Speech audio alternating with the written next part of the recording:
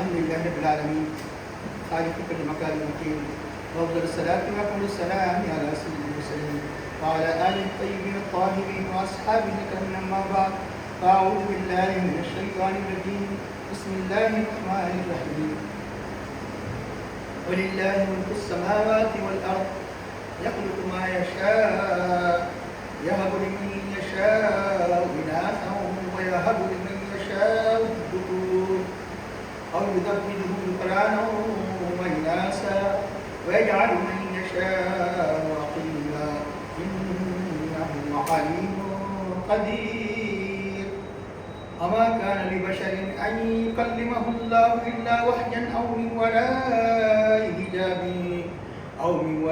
حجاب أو يرسل رسولا فيوحي بإذنه ما يشاء إنه علي حكيم وكذلك أوحينا إليك روحا من أمرنا ما كنت تدري ما الكتاب ولا الإيمان ولكن جعلناه نورا نهدي به من نشاء من عبادنا وإنك لتهدي إلى صراط مستقيم صراط الله الذي له ما في السماوات وما في الأرض وإلى الله تسير الأمور صدق الله العظيم قال الله تعالى في شأن حبيبه الكريم إن الله وملائكته يصلون على النبي يا أيها الذين آمنوا صلوا عليه وسلموا تسليما اللهم صل على سيدنا نبينا وعلى محمد النبي الأمي وعلى آله وصحبه وبارك وسلم محترم اور اس بھائی کو ابھی 25 پارہ سورۃ الشورى کے آخری رکوع کہ جن آیات پر سورہ ختم ہو جاتا ہے کہ آیت نمبر 49 سے لے کر 53 تک تلاوت کا شرف حاصل کیا گیا. ان آیات کا ترجمہ ہے وَلِلَّهِ مُلْكُ السَّمَاوَاتِ وَالْأَرْضِ، اللہ ہی کے لیے آسمانوں اور زمین کی بادشاہت ہے، وہی آسمان و زمین کا مالک ہے. یخلق ما یشاء، جو چاہے پیدا فرماتا ہے، کسی کو اس میں دخل اعتراض کرنے کا حق نہیں ہے، نہ برا سمجھنے کا حق ہے. یخلق ما یشاء، جو چاہے پیدا کرتا ہے. یہب لمن یشاء اناثا، جسے چاہے لڑکیاں دیتا ہے، لڑکیاں عطا فرماتا ہے، اور جسے چاہے اللہ تعالیٰ یہب لمن یشاء اناثا اور یہب لمن یشاء الذکور، جسے چاہے لڑکے دیتا ہے. اور یزوجہم، یا دونوں بھی دیتا ہے ان کو. زوج جو مطلب پیئرس جس کو کہتے ہیں، یا تو ٹرن ہو یا بڑا ٹرن. ذکرا ہونا و اناثا، کہ یا جسے چاہے اللہ تعالیٰ، یا ہے کہ ان کو لڑکیاں لڑکے دونوں بھی دیتا ہے. اور ویجعل من یشاء عقیما، جسے چاہے باندھ رکھتا ہے، نہ کوئی اولاد نہیں دیتا، لڑکا نہ لڑکی. کہ ویجعل انہ علیم قدیر، بے شک وہ خوب جانتا ہے اور قدرت والا ہے. قدرت والا ہے، چاہے تو دے دے، لیکن ہر ایک کی مصلحت وہ خوب جانتا ہے، کس کو دیا جائے، کس کو نہ دیا جائے، کس کو کیا دیا جائے. وما کان لبشر، کسی انسان کے لیے سزاوار نہیں ہے، کوئی بشر کے لیے یہ نہیں ہے مناسب ان یکلمہ اللہ، کہ اللہ اس سے کلام کرے اس دنیا میں. مراد کیا ہے؟ اس دنیا میں. کیونکہ یہ قیود اس لیے لگانا پڑتا ہے کہ ایک قرآن کی ایک آیت دوسری آیت کی تفسیر کرتی ہے. اگر نہ مانا جائے تو قرآن کی دوسری آیتوں میں انکار لازم ہوتا ہے. اس لیے ترجمے سے قرآن نہیں آتا جب تک کہ اس کی تفسیر معلوم ہو. وما کان لبشر ان یکلمہ اللہ، اللہ کسی انسان کے لیے سزاوار نہیں ہے کہ اللہ اس سے کلام کرے، الا وحیا، مگر وحی کے ذریعے سے. کلام کی 3 صورتیں بیان کی گئی. اس دنیا میں اللہ جس سے بھی کلام کرے گا، نبی سے جو کلام کرے گا اللہ تعالیٰ یا تو وحی کی صورت میں او من وراء حجاب، یہ پس پردہ، یعنی سامنے دکھائی نہیں دے گا، کوئی دنیا میں اللہ کو نہیں دیکھ سکتے ہیں جیسے حضرت موسیٰ علیہ السلام. یا من وراء حجاب، حجاب کے پیچھے سے، پردے کی اوٹ سے. او یرسل رسولا، یہ ہے کہ کسی فرشتے کو بھیجتا ہے. رسول عام ہے، انبیاء کے علاوہ فرشتے بھی، کیونکہ اللہ کے پیغام کو لے کر آتے ہیں. فرشتوں کو بھی اس لیے اطلاق ہوتی ہے، رسول کا ترجمہ رسول نہیں کریں گے، فرشتہ ہے، کسی فرشتے کو بھیجتا ہے. فیوحی بإذنہ ما یشاء، جو اللہ چاہتا ہے وہ اللہ کے حکم سے اس بات کی وہی فرماتا ہے اس نبی کو جس کے پاس بھیجتا ہے. انہ علی حکیم، بے شک وہ علو بلندی والا ہے اور حکمت والا ہے. اس کا ارشاد ہوتا ہے کہ کذالک اوحینا الیک روحا من امرنا، اپنے حبیب پاک صلی اللہ علیہ وسلم خطاب کر کے فرماتا ہے جس طرح اور انبیاء کی طرف نے کلام بھیجا وہی فرمائی، اسی طرح ہم بھی اپنے حکم سے روح کی وحی کی. روح سے مراد یہاں پر تقریباً مفسرین جس جانب گئے ہیں وہ ہے قرآن. وہ قرآن وہ کتاب کی وحی کی جو انسان کے اندر روح پھونک دیتی ہے. جیسے جسم کو زندہ رکھنے کے لیے روح کی ضرورت ہے، تو اسی طرح یعنی روح کی اور دل کی زندگی کے لیے قرآن کی ضرورت ہے، کتاب کی ضرورت ہے. اس لیے روح سے تعبیر کیا گیا. روح سے مراد قرآن. ہم یعنی روح افزا، حیات پیدا کرنے والی، حیات ابدی پیدا کرنے والی روح کو اپنے خود سے نازل فرماتی ہیں، یعنی کتاب کو نازل فرماتی ہیں. ما کنت تدری من کتاب والایمان، یعنی آپ نہیں جانتے تھے، یعنی نبوت سے پہلے آپ نہیں جانتے تھے من کتاب، و کتاب کیا ہے اور نہ ایمان کیا ہے. یعنی یہاں نفس کتاب مراد نہیں، نفس ایمان مراد نہیں، اس کے تفصیلی احکام جیسے نماز، روزہ، زکوٰۃ، ایمان کے تفصیلیات، تفصیل یعنی جس کا تعلق یعنی اللہ کی صفات وغیرہ کی تفاصیل سے ہے. نفس کتاب انشاءاللہ اس کی تشریح کی جائے گی، جو بالکل یعنی یہ تفصیلی جو معنی ہے. اور اگر لغت کے اعتبار سے دیکھیں گے تو ما کنت تدری اس سے پہلے بتایا گیا ہے کہ ما کنت تعلم نہیں کہا گیا، آپ نہیں جانتے ہیں.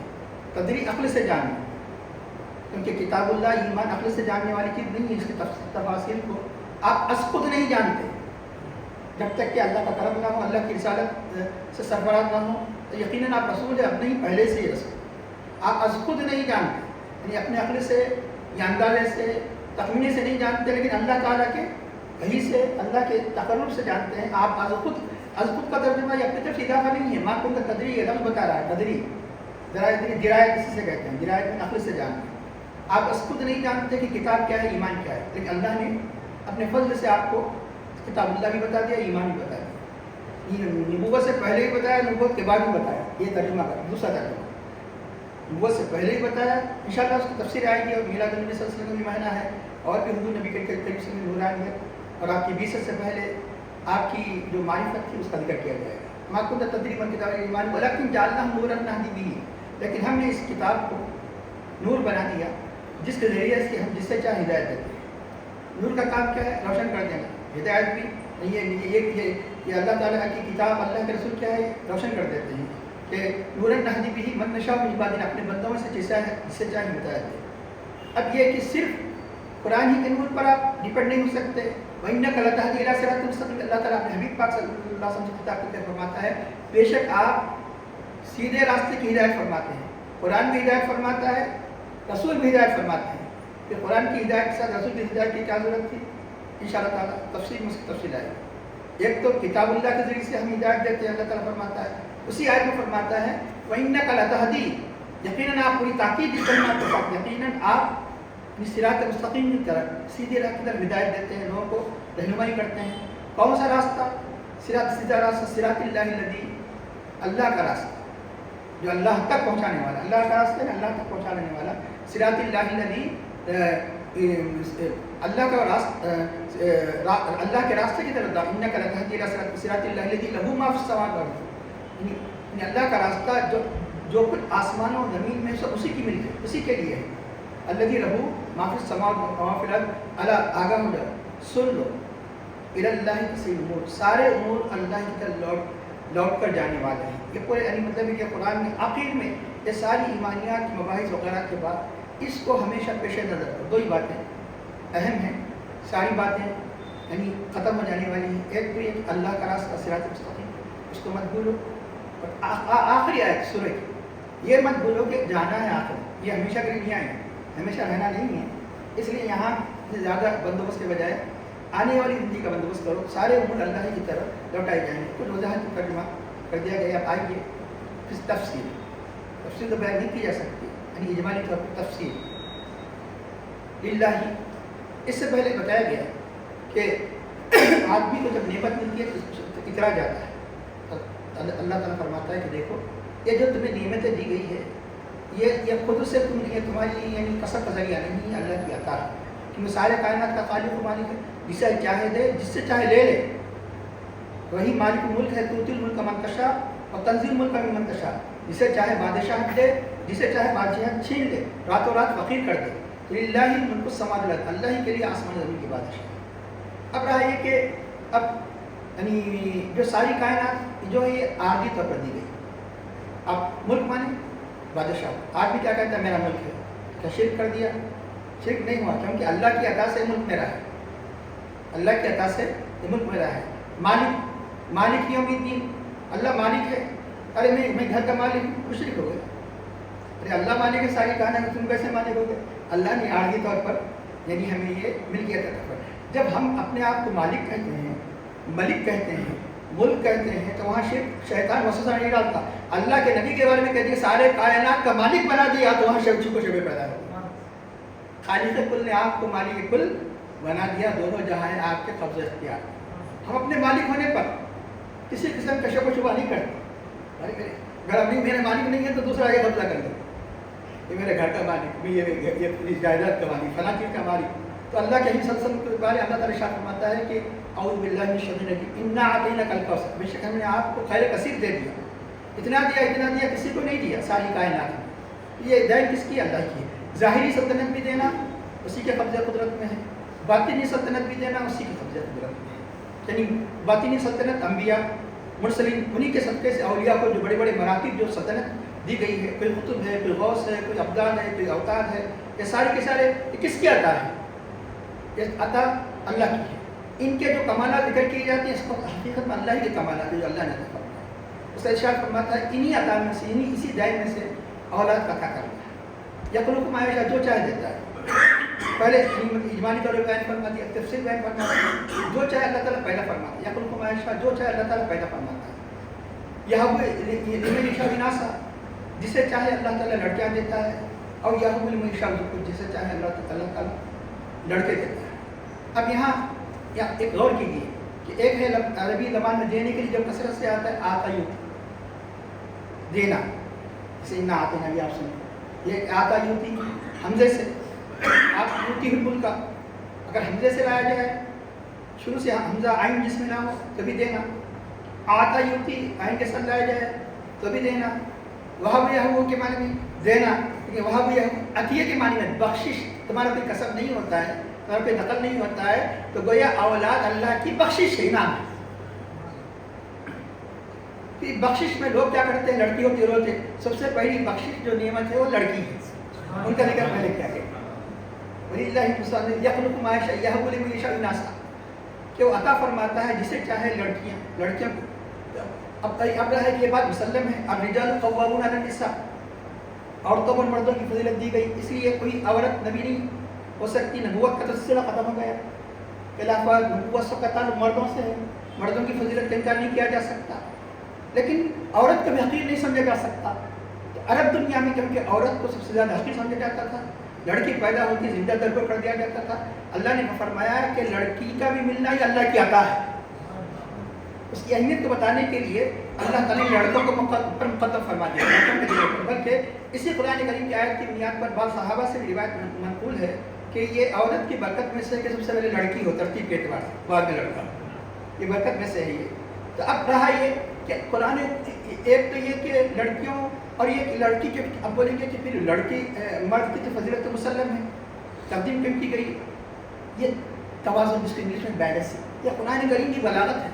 قرآن کی معنی الگ ہے. ایک کلمے کے اندر جو اللہ تعالیٰ نے بلاغت کی ہے یہاں، کیونکہ لڑکی کو مقدم کیا گیا. کوئی کہے نہیں لڑکا افضل، مرد افضل ہو ہی نہیں سکتا، کیونکہ اللہ تعالیٰ نے مقدم فرما دیا. ایک ترتیب ہوتی ہے یعنی کمزور سے اعلیٰ کی طرف ہوتی ہے، اعلیٰ سے کمزور کی طرف ہوتی ہے. اور اللہ نے یہاں پر یہ دیکھیے کتنی یعنی اس کا اسلوب دیکھیے. یہاں لڑکیوں کو ذکر کیا تو اس کو کہتے ہیں انڈیفینٹ اناث، اور لڑکوں کا ذکر کیا یہو لمن یشاء اس کو ڈیفینٹ، تاکہ دونوں کے اندر بیلنسنگ ہو جائے. ایک لڑکوں کی فضیلت مردوں کی فضیلت دوسری آیتوں سے ثابت ہوتی ہے. پھر یہاں کیوں ایسا فرمایا؟ اس لیے یہاں پر لڑکوں کے لیے ذکور ڈیفینٹ آرٹیکل کے ساتھ، اناث وداؤٹ ڈیفینٹ آرٹیکل. یہ قرآن کریم کی یہ یعنی مطلب ہے کہ اسلوب ہے، کہ یہ بلاغت ہے. کہ تو چنانچہ عرب کس حد درجے یعنی مطلب ہے کہ جو اسلام آنے سے پہلے لڑکیوں کو نفرت کرتے سب جانتے ہیں، لیکن ایک آیت کافی ہے سمجھنے کے لیے. وَإِذَا بُشِّرَ أَحَدُهُمْ 14 پارے کی آیت ہے سورۃ النحل. وَإِذَا بُشِّرَ أَحَدُهُم بِالْأُنثَىٰ جب ان میں سے کسی کو لڑکی کی بشارت دی جاتی ہے. اللہ تعالیٰ نے بشارت فرما رہا ہے. دیکھیے لڑکی بھی ملنا بشارت ہے. نہیں معلوم کہ اللہ اس کی وجہ سے اس کی برکت سے کیسے کیسے برکت عطا فرما دے گا. کیونکہ بخاری کی روایت ہے تمہیں جو رزق ملتا ہے کمزوروں کی وجہ سے دیا جاتا ہے. مان لیے کہ عورت کمزور ہے اسی کی وجہ سے اللہ تعالیٰ رزق عطا فرمائے. لڑکیاں کمزور سمجھ رہے ہیں آپ, اسی کمزوری کی اسی کمزور ہے مطلب ہے کہ کمزوروں کی وجہ سے اللہ تعالیٰ کا وعدہ ہے کہ بخاری کی روایت ہے تمہیں رزق دیا جاتا ہے. ماں باپ ایک عمر بھر کمزور سمجھے جاتے ہیں کہ ماں باپ کی وجہ سے تمہیں رزق ملتا ہے, ان کی قدر کرو. یہ یعنی اولاد کی وجہ سے خصوصاً لڑکیوں کی طرف سے, کیونکہ مردوں سے کمزور سمجھاتے ہیں لڑکوں سے کمزور کیا جاتا ہے. لیکن ایک فضیلت یہ بھی ہے ان کی اللہ تعالیٰ کے ذریعے سے اللہ تعالیٰ عنایتوں کا دروازہ بھی کھولتا ہے. اور آپ پتہ بھی نہیں چلتے ہیں نہیں برکتوں کا دروازہ کھولتا, اس لیے لفظ بشارت کہا جا رہا ہے. اس سے تو خوش ہونا چاہیے تھا لڑکی ملنے میں.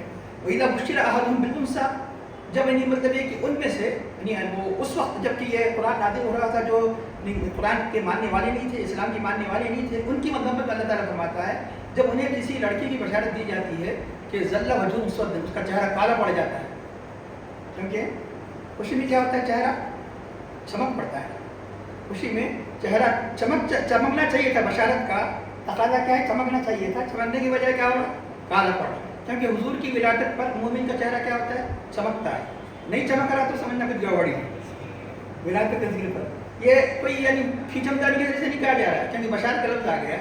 حضرت عیسیٰ علیہ السلام نے تقریباً 600 سال قریب 500 سال سے زیادہ آنے سے پہلے سارے بنی اسرائیل خطاب کر کے کہہ رہے ہیں میں ایک رسول کہ میرے آنے کے 2 مقاصد ہیں. انی رسول اللہ علیکم مصدقا لما بین یدی من التوراۃ, مجھ سے پہلے توریت کی تصدیق کرنے کے لیے آیا ہوں جس کا تم کتاب اللہ نہیں مانتے. میرے آنے کا دوسرا مقصد مبشرا برسول, میں ایک رسول کی بشارت دینے کے لیے آیا ہوں, یعنی ایسے رسول کی خوشخبری دینے کے لیے آیا ہوں سنتے ہی تمہارا چہرہ کھل اٹھتے. 600 سال پہلے خوشی منا رہے ہیں. یہ تو 600 سال یہ ہے, ورنہ زمانے میں خوشی منائی گئی. یہ بھی کہا جا سکتا تھا مولین برسول, میں ایک رسول کا اعلان کرنے کے لیے آیا ہوں. یہ بھی کہا جا سکتا تھا مخبر برسول, میں ایک رسول کی خبر دینے کے لیے آیا ہوں. اعلان خوشی کا بھی ہوتا ہے, غمی کا بھی ہوتا ہے. خبر خوشی کی بھی ہوتی ہے, غمی کی بھی. یہ کچھ بھی نہیں, نہ خوشی نہ غمی. بھائی اس راستے سے چاہے آیا اس راستے سے چلے جاؤ, خوشی ہے نا غمی. خوشی کی خبر ہوتی ہے, آج دعوت دی جاتی ہے, کل دعوت دی جاتی ہے, خوشی کی خبر. تو لیکن بشار خوشی کی خبر کو کہتے ہیں کہ جس کو سن کر انسان خوش ہو جائے. بشر کو بشر کیوں کہا جاتا ہے, یہ چمڑا, اور بشر میں سب سے افضل کیا ہے, چہرہ. اس لیے محاورے میں چہرہ بشرا کہا جاتا ہے. بشارت کو بشر اس لیے کہا جاتا ہے جس خبر کی وجہ سے چہرے پر بشارت خوشی کے آثار نمودار ہو جائے. میں ایک ایسی خبر دینے کے لیے آیا ہوں جس کو سنتے ہی خوش ہو جائے. اس لیے مومن وہ ہے جو اللہ کی نبی کی ولادت کے ذکر سے خوش ہو, چہرہ منقمص نہ ہو جائے.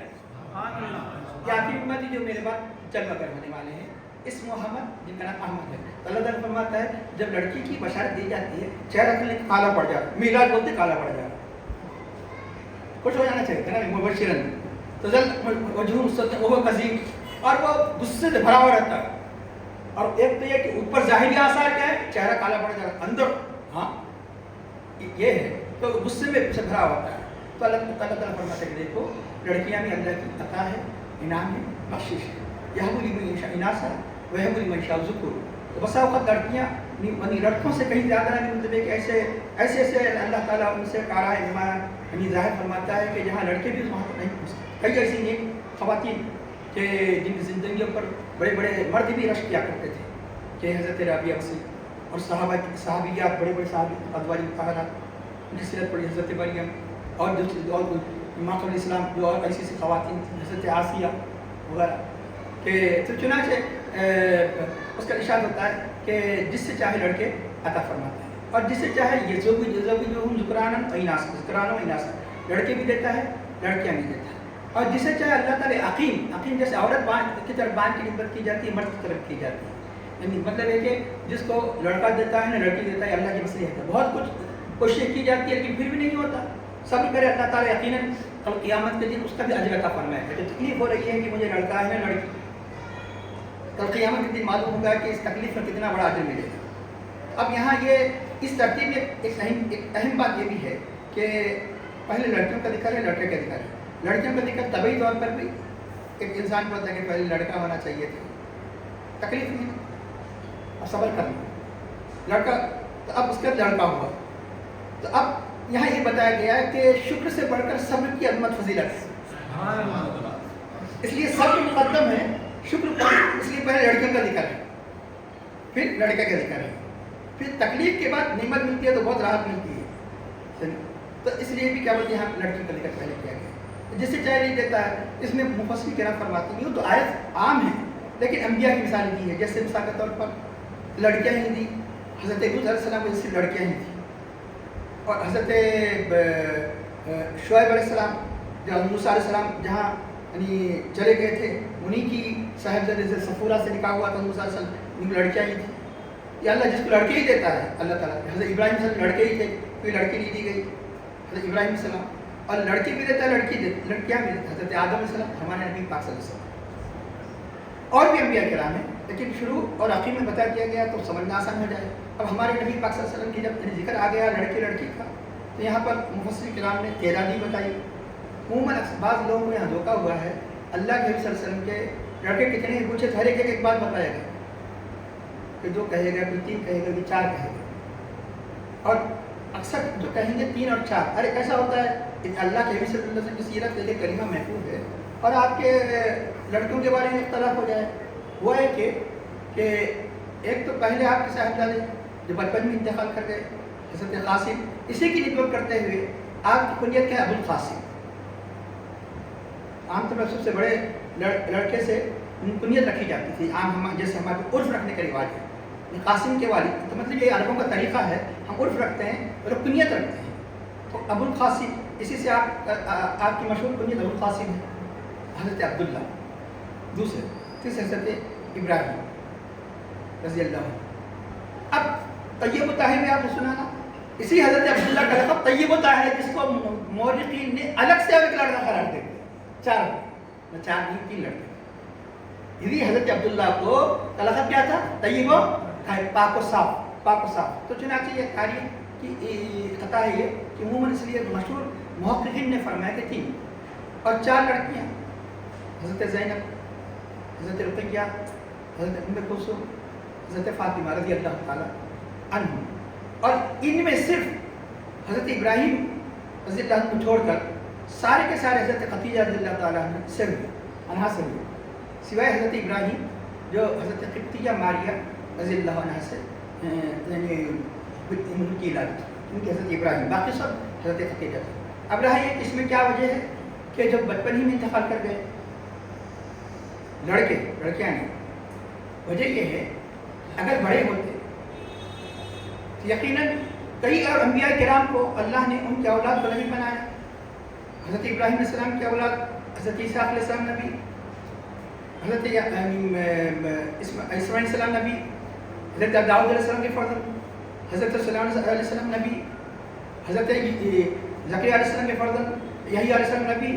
اگر آپ کے فرزند بڑے ہو کر نبی نہ ہوتے تو آپ شان کی کہ مناسب نہیں تھا، کیونکہ آپ کی ذات میں سارے انبیاء کے اوصاف کو جمع کر دیا گیا تھا، اس لیے تاکہ مطلب خاتم نبی نبوت کا سلسلہ آپ پر ختم ہو جائے، اس لیے بچپن ہی میں وہ انتقال کر گئے۔ اس کی حکمت ہے، ایک بڑی حکمت یہ ہے۔ اب رہا یہ کہ اب ایک اولاد کے ذریعے سے انسان کو عموماً ایک خصوصیت دی جاتی ہے، وہی خصوصیت اللہ نے اولاد کی وفات کے عوض حضرت امام حسن امام حسین کو دے دیا، جو جمال مصطفیٰ کمال مصطفیٰ کے مظہر تھے، ظاہر بھی اللہ کے نبی صلی اللہ علیہ وسلم یا باطن بھی اللہ کے نبی کریم صلی اللہ علیہ وسلم کی خصوصیات سے اللہ تعالیٰ نے اس لیے کیا فرمایا کہ وہ میرے دنیا کے پھول ہے۔ حضرت پھول میں کس کا کمال و جمال ہوتا ہے؟ درخت کا ہوتا ہے، شجر نبوت کے پھول تھے، شجر نبوت کے پھول تھے۔ اللہ نے حضور نبی کریم صلی اللہ علیہ وسلم سایہ نہیں رکھا، لیکن اسی سایہ کو اللہ نے حضرت امام حسن امام حسین میں تبدیل فرمایا۔ تو اللہ تعالیٰ ارشاد فرماتا ہے کہ جسے چاہے باندھ، اس لیے افسوس کرنے کی ضرورت نہیں ہے، بلکہ ہو سکتا ہے جیسے کہ آپ نے سنا ہر تکلیف مومن کو کاٹا بھی چپ جاتا ہے، اسے جزا دی جاتی ہے۔ یقیناً اولاد کا نہ ہونا یہ تکلیف عارضی نہیں ہے، بخار آیا چلے گا جبھی تکلیف تھی، یہ قد سے زندگی میں کہ لیکن ہمیشہ اللہ تو بہتر کیا اللہ میں تیری رضا پر قائم ہوں، تو یقین اتنا ثواب عطا فرمائے گا کہ جو جن کو لڑکے ہیں وہ بھی تمنا کریں گے ہمیں بھی یہ ثواب دیا جائے، جن کو اگر اولاد نہ ہو تو کل قیامت کے دن جو انسان نہیں جو جتنی جہاں تکلیف جس قسم کی بھی تکلیف ہوگی اسے راحت میں اسے یعنی ثواب کی صورت میں تبدیل کر دیا جاتا ہے. اللہ جو عقیم یعنی بانج، تو انہ علیم قدیر، اللہ تعالیٰ علیم جانتا ہے کہ کس کو کیا دیا جائے کس کو کیا نہیں دیا. انہ علیم قدیر، قدرت والا ہے، اللہ چاہے تو دے دے سب کو، لیکن اللہ تعالیٰ یعنی اپنی مشیت سے خوب جانتا ہے کہ اپنی مشیت کو خوب جانتا ہے کہ کس کو کیا دیا جائے اور کس کے لیے کیا چیز مضر ہے، کس کے لیے کیا چیز فائدہ مند ہے. ہو سکتا ہے کہ مطلب اس کے حالات کے اعتبار سے آگے چل کے لڑکا اس کے لیے نقصان دہ ہو، اس لیے لڑکا دے دو. تو اب اس کے بعد اللہ تعالیٰ ارشاد فرماتا ہے کہ اللہ تعالیٰ انبیاء کرام کو جو ہی فرماتا ہے وہی کی کتنی قسم ہوا کرتی ہے. وہی کا ذکر کیوں کیا گیا؟ کیونکہ یہ اللہ کی عطا بتایا کہ اولاد اموال یہ سارے کے سارے یہ سب دنیا کی زینت ہے. المال والبنون زینت الحیات الدنیا. اللہ تعالیٰ فرماتا ہے مال اولاد یہ دنیا زندگی کی زینت ہے، لیکن وہ زینت جو قبر میں کام آنے والی ہے، جس زینت کا اثر قبر میں ہے اس کا تعلق وہی سے ہے، اس لیے اللہ نے وہی کا ذکر فرمایا. وہی پر ایمان لانے سے، وہی پر ایمان لانے سے ہے، اس لیے اس کا ذکر فرمایا جا رہا ہے کہ دیکھو اسی میں مشغول مت رہو کہ اولاد میں مال میں وغیرہ، بلکہ زندگی کا مقصد کیا ہے؟ زندگی کا مقصد یہ کہ اللہ کی کتاب اللہ کے نبی پر ایمان لانا، صراط مستقیم جو کیا کرنا. اس لیے اللہ تعالیٰ اس کے بعد آخر میں جو روحانی نعمتیں ہیں، آخر میں جو دینی نعمتیں ہیں، اس صورت اس پر فرما رہا ہے کہ ہمیشہ اس کو پیش نظر رکھو. یہی تمہارا مقصود ہے. یہ لڑکے مقصود نہیں ہیں، یہ لڑکیاں مقصود نہیں ہیں، یہ دنیا مقصود نہیں ہے. یہ دنیا کے ان کچھ مصلحتیں ہیں، اللہ تعالیٰ یہ انعامات دیتا ہے. اصل انعام تو یہ ہے کہ ایمان ہے. اصلی انعام تو یہ ہے کہ جو کتاب اللہ کے نبی کریم صلی اللہ علیہ وسلم کی اتباع ہے. ارشاد ہوتا ہے کہ اب یہاں ارشاد ہوتا ہے وما کان لبشر، کسی انسان کے لیے، بشر کے لیے، کیونکہ یہ معلوم ہے کہ یعنی نبی کون ہوا کرتے ہیں؟ بشر. لیکن اللہ نے ان کو خصوصیت عطا فرمائی جو سارے انسانوں سے افضلیت وہی کے ذریعے سے اللہ نے ممتاز فرمایا. بشریت ان کا یعنی کسی صورت میں نہیں کیا جا سکتا کہ نبی و بشر جمع ہونا. یہ کافر کیا سمجھتے تھے؟ دونوں یہ مہا سمجھتے تھے کہ نبی مطلب بشر نبی کیسے ہو سکتے ہیں. اللہ نے کئی مقامات پر انکار کیا کہ بشریت رسالت جمع ہو سکتی ہے، جیسے رسالت نور جمع ہو سکتے ہیں. اللہ تعالیٰ اللہ کے نبی بشر بھی ہوتے ہیں، نور بھی ہوتے ہیں. چنانچہ اللہ یہ بشر بھی ہوتے ہیں، رسول بھی ہوتے ہیں، نبی بھی ہوتے ہیں. آپس میں کوئی یعنی اختلاف تضاد نہیں ہے، تناقض نہیں ہے. اب اس کو اللہ تعالیٰ ارشاد فرماتا ہے کہ کسی آدمی کے لیے سزاوار نہیں ہے، کسی بشر کے لیے سزاوار نہیں ہے کہ یکلم اللہ اس سے بات کرنے وہی کے ذریعے سے. آخر یہ نبی کہہ دینا چاہیے تھا کہ بشر کیوں کہا گیا؟ وجہ یہ ہے کہ وہی کے دو معنی ہیں. وہی کے معنی ایک اگر نبی کی طرف ہوتا ہے تو یعنی مطلب ہے کہ وہ جو کتاب اللہ وغیرہ کی صورت میں، جو اللہ کے احکام کی صورت میں، اگر اسی کو اگر اولیاء کی طرف نسبت کر دی جائے، الہام کہا جاتا ہے. بشر پر الہام بھی ہو سکتا ہے، نبوت کے علاوہ بھی اللہ تعالیٰ دلوں میں یہ باتیں داخل فرما سکتا ہے، داخل فرماتا ہے. کئی ایسے واقعات سے، کئی ایسی روایات سے بات ثابت ہے. اس لیے لفظ بشر کہا گیا. اللہ کا کلام کرتا ہے تو نبی سے بطور وحی کے، ولی سے بطور الہام. اللہ ارشاد فرماتا ہے کہ کسی بشر کے لیے سزاوار نہیں کہ اللہ بات کرے. کہاں بات کرے؟ اس دنیا میں. اس دنیا میں اللہ تعالیٰ کہتے ہیں مگر کہ اللہ کلام تو کرے گا، کیونکہ اللہ تعالیٰ کا احکام اللہ جب کلام کرے گا، اللہ کے احکام نے اپنے بندوں کی طرف پہنچائے گا. اس کلام کی صورتیں بتائی گئی. یہاں 3 صورتیں بتائی گئی. ایک وحی کی صورت، نہیں بات کرتا ہے یعنی اللہ تعالیٰ کسی بندے سے مگر وحی کی صورت، اللہ وحیاں.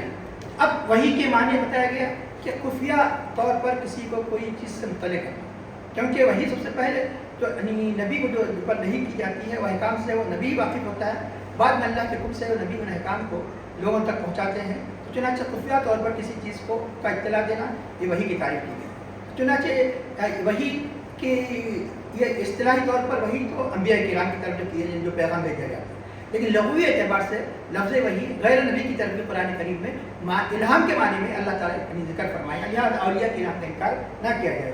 اللہ تعالیٰ جیسے حضرت موسیٰ علیہ السلام کی والدہ کے واوحینا الی، ہم نے حضرت موسیٰ علیہ السلام الی امہ، ان کی ماں کی طرف یعنی کیا کی؟ وحی کی. وحی کا مطلب یہ کہ اللہ نے ان کے دل میں ڈالا ہے کہ تم اپنے بچے کو دودھ پلاؤ اور اس کو تابوت میں رکھ کر اس میں ڈال دو. وہ لفظ وحی پر. یہی نہیں، اللہ تعالیٰ شہد کی مکھی کو وحی، یعنی اتنے پھولوں سے جا کر رس ٹوس کا شہد بنانا. واوحیٰ ربک الی النحل ان اتخذی من الجبال، تمہارے رب نے شہد کی مکھی وحی کی. وحی کا مطلب کیا ہے؟ یعنی اللہ تعالیٰ نے شہد کی مکھی کو توفیق دی کہ پھولوں کا رس جمع کر کے لوگوں کے لیے شفا بخش ایک سیال مادے کو پیدا کرے جسے شہد کہا جاتا ہے، عربی میں اصل کہا جاتا ہے. لہٰذا کیا یعنی مطلب ہے کہ یہ اگر وحی غیر نبی کی طرف ہو تو سب الہام کے معنی میں دل میں ڈالنا. تو اب اللہ تعالیٰ وحی، اب وحی یہ لفظ وحی مطلق ہے، خواہ وہ دل میں اللہ تعالیٰ بغیر کسی کے واسطے سے ڈال دے. یہ ہے کہ اللہ تعالیٰ خواب کے ذریعے سے، اس لیے بتایا ہے کہ نبی کا خواب بھی وہی ہوتا ہے. نبی کو جو خواب میں بتایا جاتا ہے کہ جو وحی کا جو حکم ہے وہ خواب کا حکم ہے. اس لیے اللہ کے نبی کا وضو یعنی خواب بھی سونا بھی وضو کو نہیں توڑتا تھا. تو چنانچہ دوسرے جب سو جائے وضو کرنا ضروری نبی کے لیے نہیں. کیوں؟ حدیث بخاری شریف کی روایت ہے کہ آپ کی آنکھیں سوتی ہے، دل جاگتا ہے. آپ کی آنکھیں سوتی ہے، دل جاگتا ہے. تو چنانچہ یہاں وہی کے ایک معنی تو یہ ہے کہ دل میں ڈال دینا کسی کلام کو. یہ ہے کہ خواب کے ذریعے سے دل میں ڈال دینا. اس کی مثال کیا ہے؟ زبور کسی فرشتے کے ذریعے سے نہیں بھیجی گئی.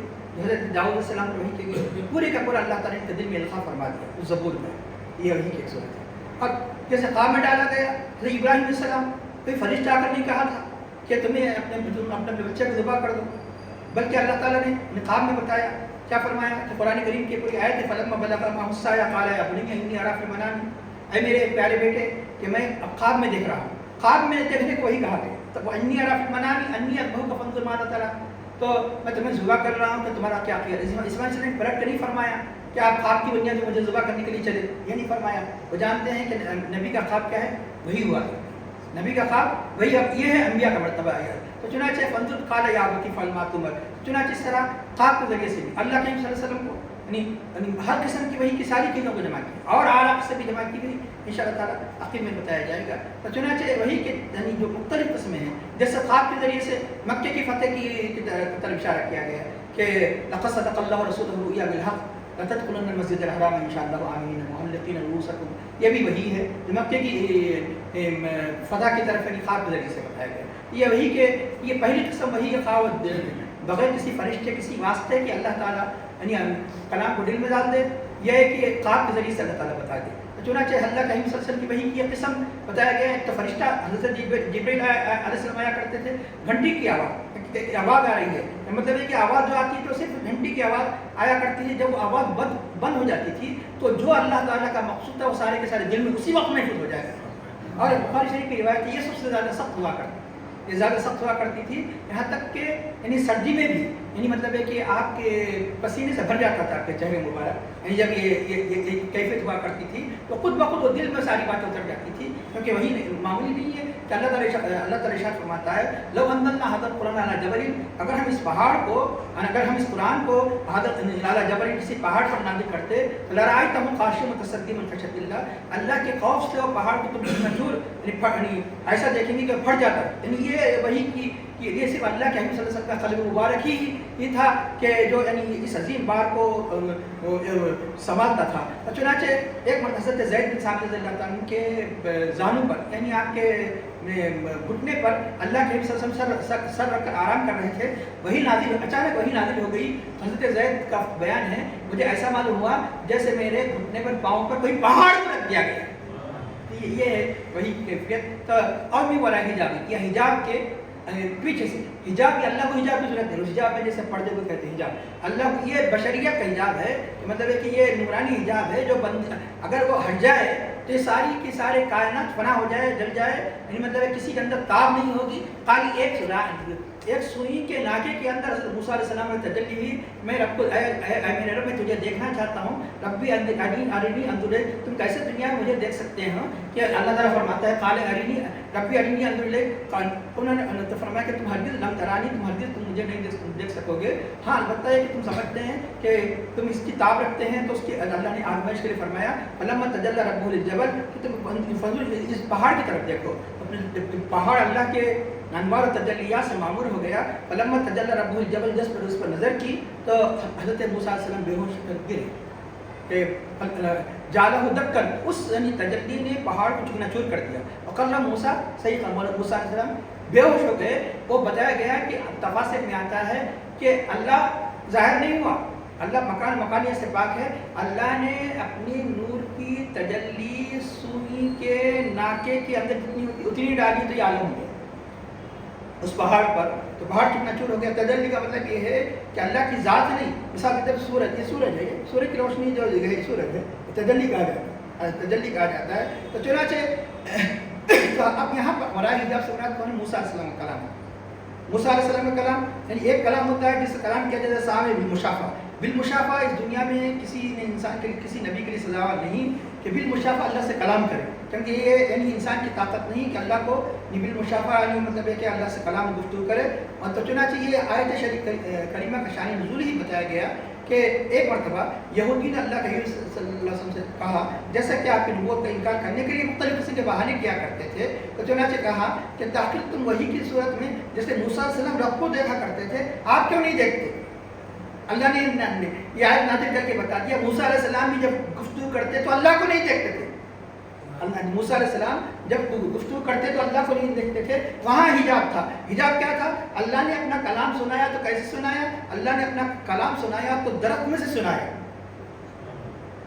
نودیا کہ وادی ایمن میں کہاں سے ندا آئی؟ وہ درخت میں سے، کہ یعنی وہ جل اٹھا ہوتا جلیا سے. قرآن کریم میں جس کا ذکر ہے کہ تو چنانچہ اس طرح یہ اس کو میرا حجاب، یہ حجاب کا مطلب یہ کہ پردہ کا مطلب کوئی نہ کوئی ایک ایسا ذریعہ ہو، اس ذریعے کے ذریعے سے اللہ تعالیٰ کرنی.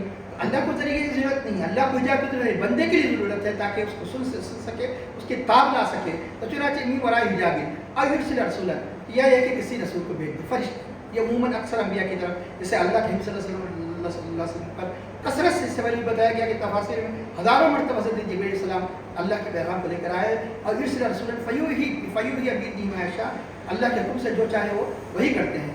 اب یہ جب یعنی جو اس میں یہ فرشتے کی آنے کی صورت بتائی گئی، حضرت کا فرشتہ اللہ کے حبیب صلی اللہ علیہ وسلم کے پاس جو فرشتہ آیا کرتا تھا حضرت جبرائیل، اور بھی فرشتے بتایا گئے میکائیل علیہ السلام وغیرہ جو پہلے کے یعنی انبیاء کی طرف آیا کرتے تھے.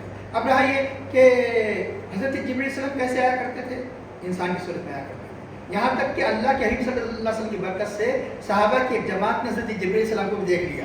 حدیث جبرائیل بہت مشہور ہے. ابھی یہ جو صاحب آئے تھے جانتے کون ہیں؟ فرمایا کہ یہ جبرائیل تھے جو تمہارا دین سکھانے کے لیے. آپ کئی مرتبہ یہ بات کو سن لیا کہ مطلب ہے کہ یہ اللہ تعالیٰ کے اللہ تعالیٰ نے یہ شرف اپنی امت کو عطا فرمایا کہ نبی کی برکت سے اللہ تعالیٰ صحابہ کو بھی حضرت جبرائیل کو بتاتے ہیں، جبرائیل صلی اللہ کو دیتی ہے. تو اب یہاں یہ بھی اشارہ ہے کہ آگے چل کے نور کی بھی بحث آنے والا ہے، کی جانے والی ہے کہ دیکھو کہ نورانیت بشری نہیں ہو سکتے. بشر کا نور کیسے؟ لوگ نورانیت انکار کرتے ہیں. تو بھائی اب دیکھیے کہ فرشتوں کو تو صرف مقصد ہی نور ہے، تو بشریت کا لباس پہنانا بھی نہیں. اللہ کے نبی تو بشریت کے لباس پہنا کر بھیجے گئے. بشریت کا انکار کرنا کفر ہے. تو چنانچہ یعنی فرشتہ تو کسی صورت میں بشر ہو ہی نہیں سکتا. تو وہاں پر یعنی نورانیت بشریت جمع ہو سکتی ہے، تو اس بشریت کے ساتھ اس نورانیت کیسے جمع نہیں ہو سکتی؟ تو چنانچہ حضرت جبرائیل علیہ السلام نور ہو کر بھی بشر کی صورت میں عارضی آئے. اللہ کے نبی عارضی نہیں آئے بلکہ زمانے دراز تک کے لیے آئے. تو عارضی طور پر ہی یعنی کیوں نہ ہو فتمثل حضرت مریم کے علیہ السلام کے پاس جب ظاہر ہو گئے یہ کون ہے آخر یہ نہیں آ گیا فتمثل لها بشر سویا، مکمل بشر کی صورت میں نمودار ہو گئے. فرمایا تمہارے رب کا قاصد ہوں، فرشتہ. تو چنانچہ جس طرح یعنی فرشتے کا اگر مطلب ہے کہ انسانی صورت میں جمع ہو جانا ان کی حقیقت کے خلاف نہیں، اسی طرح نبی اگر بشر بنا کر بھیجے گئے تو ان کی نورانیت کے خلاف نہیں، ان کی نورانیت کے خلاف نہیں. تو چنانچہ اس طرح اور پھر فرشتوں میں بھی جو آیا کرتے تھے بتایا گیا کہ انسانوں کی صورت میں جو آیا کرتے تھے اس میں ایک صحابی تھے حضرت دہیہ کلبی کی صورت میں اکثر آیا کرتے تھے. بہت خوبصورت تھے، اتنے خوبصورت تھے کہ بتایا گیا کہ بس وقت فتنے کا خوف ہوتا، کوئی دوسرے لوگ دیکھ کر فتنے میں مبتلا نہ ہو جائے، چہرے پر کبھی نقاب بھی ڈال دیا کرتے تھے حضرت دہیہ کلبی. تو ان کی صورت میں کیونکہ بہت خوبصورت تھے دہیہ کلبی. تو اب یہاں ایک وہی کی جتنی صورتیں ہیں یہ ساری صورتیں جس طرح کہ اللہ تعالیٰ نے ہم تمام انبیاء کے معجزات کو ہمارے نبی پاک صلی اللہ علیہ وسلم کے معجزے میں جمع فرما دیا. اب رہا کوئی اس کی وجہ سے انکار نہیں کر سکتا، کوئی انسان یعنی اللہ کو نہیں دیکھ سکتا. لہذا نعوذ باللہ کہ حضور کو تو میرا تو ہی یعنی قاب قوسین بھی گئے، جنت بھی گئے، اللہ کو نہیں دیکھا. تو چنانچہ اس آیت کریمہ کی بنیاد پر اس طرح کہنا یہ گمراہ ہے. کیوں؟ اس لیے کہ حدیث سے یہ بات ثابت ہے. یہاں جو بات بتائی گئی دنیا کے بارے میں بتائی گئی، دنیا آخرت میں اللہ تعالیٰ اپنے دیدار سے مشرف پر کس کا انکار ہے؟ کوئی یعنی اہل سنت جماعت میں کوئی اس کا انکار نہیں کرے گا. وہ بعض گمراہ فرقے تھے، انہیں گمراہ فرقوں میں یعنی کون ہے؟ قدریہ ہے مشہور معروف، جو اللہ تعالیٰ کی مطلب یہ معتزلہ ہے کہ جو اللہ تعالیٰ کی قیامت میں بھی جنت میں بھی اللہ کی نوعیت کا انکار کرتے ہیں. معتزلہ جو اپنی تقریباً مٹ گیا فرقہ، ایک بہت مشہور معروف فرقہ تھا جس کے اکثر عقائد کی بنیاد عقل کی بنیادوں پر ہوا کرتے تھے. قبر کا جو عذاب کا انکار. قرآن کو مانتے تھے, قرآن کو ماننے کے باوجود دل سے اللہ نے کیا فرمایا, اسے قرآن سے بہت سے لوگوں کو اللہ تعالیٰ گمراہ بھی کرتا ہے, بہت سے لوگوں کو ہدایت بھی دیتا ہے. تو چنانچہ قبر کا انہوں نے انکار کیا کیونکہ عقل میں آنے والی بات نہیں. اسی طرح انہوں نے اللہ تعالیٰ کے دیدار کا انکار کیا, یعنی اللہ کے نبی کا ہی نہیں بلکہ اہل ایمان کے جنت میں جانے کے بعد بھی اللہ کا دیدار انہیں نہیں ہوگا. تو چنانچہ اس لیے پتہ ہے اہل سنت کون ہے, جو ہر قسم کی یعنی مطلب تمام قسم کی آیات کو مانتے ہیں. تو چنانچہ ایک آیت کو ماننا دوسری آیت کی طرف نظر نہ کرنا یہ گمراہی کا سبب ہے. جتنے فرقے گمراہ ہوئے اسی لیے گمراہ ہوئے. تو چنانچہ انہوں نے یہ آیت کو دیکھ لیا. کون سی آیت کو دیکھ لیا؟ ما کان لبشر ان یکلمہ اللہ الا وحیا. لیکن انہوں نے یہ آیت کو نہیں دیکھا. اللہ تعالیٰ ارشاد فرماتا ہے فمن کان یرجو لقاء ربہ, کہ کون ہے جو اپنے رب سے ملاقات کا انکار کرے. کئی مرتبہ قرآن کریم ہو سکتا ہے کوئی یہ کرے ملاقات تو ہوگی, حضرت موسیٰ علیہ السلام کی ملاقات ہوئی تھی لیکن بغیر دیکھے. چنانچہ اللہ اس لیے بندوں کی ملاقات اللہ تعالیٰ کو دیکھے بغیر ہوئی. کہاں؟ جنت میں. اللہ نے دوسرے مقام پر فرمایا کہ ملاقات بغیر دیکھے گئے نہیں, جنت میں رویت کے ساتھ ہوئی. کہاں فرمایا؟ اللہ تعالیٰ ارشاد فرماتا ہے سورہ قیامہ میں کہ وجوہ یومئذ ناظرہ, وجوہ یومئذ ناظرہ الی ربہا ناظرہ. ناظرہ غص سے ہے, ناظرہ زور سے اسے تجوید سیکھنا چاہیے تاکہ دونوں کا فرق واضح ہو جائے. وجوہ یومئذ ناظرہ ضاد, وجوہ الی ربہا ناظرہ ضوئے, دوسرا جو ناظرہ ضوئے سے. تو چند وہاں پر بہت سے چہرے ایسے ہوں گے کہ جس دن یعنی تر و تازہ ہوں گے, یعنی اپنے رب کو دیکھ رہے ہوں گے, الی ربہا ناظرہ, اپنے رب کو دیکھ رہے ہوں گے. تو چنانچہ اس طرح یعنی کسی یعنی اہل سنت الجماعت کا بالکل نہیں کسی قسم کا معمولی بھی اختلاف نہیں ہے کہ اللہ تعالیٰ اپنے فضل سے اپنی رویت سے بندوں کو جنت میں سرفراز فرمائے گا. جو فضیلت اللہ تعالیٰ اہل جنت کو آخرت کے قیامت کے واقع ہونے کا جنت میں عطا فرمائے گا, وہی فضیلت کو اللہ تعالیٰ نے اپنے حبیب پاک صلی اللہ علیہ وسلم کو معراج کے موقع پر لا مکان پر بلا کر اللہ تعالیٰ سے یعنی آپ کو شرف عطا فرمائے. کیونکہ اس دنیا میں تو اب یہ لہٰذا یہ دنیا کی شکل ہے. یہاں پر اس آیت کریمہ میں کوئی مراد کیا ہوگا, اس دنیا میں کوئی بشر کوئی نبی دیکھ نہیں سکتا.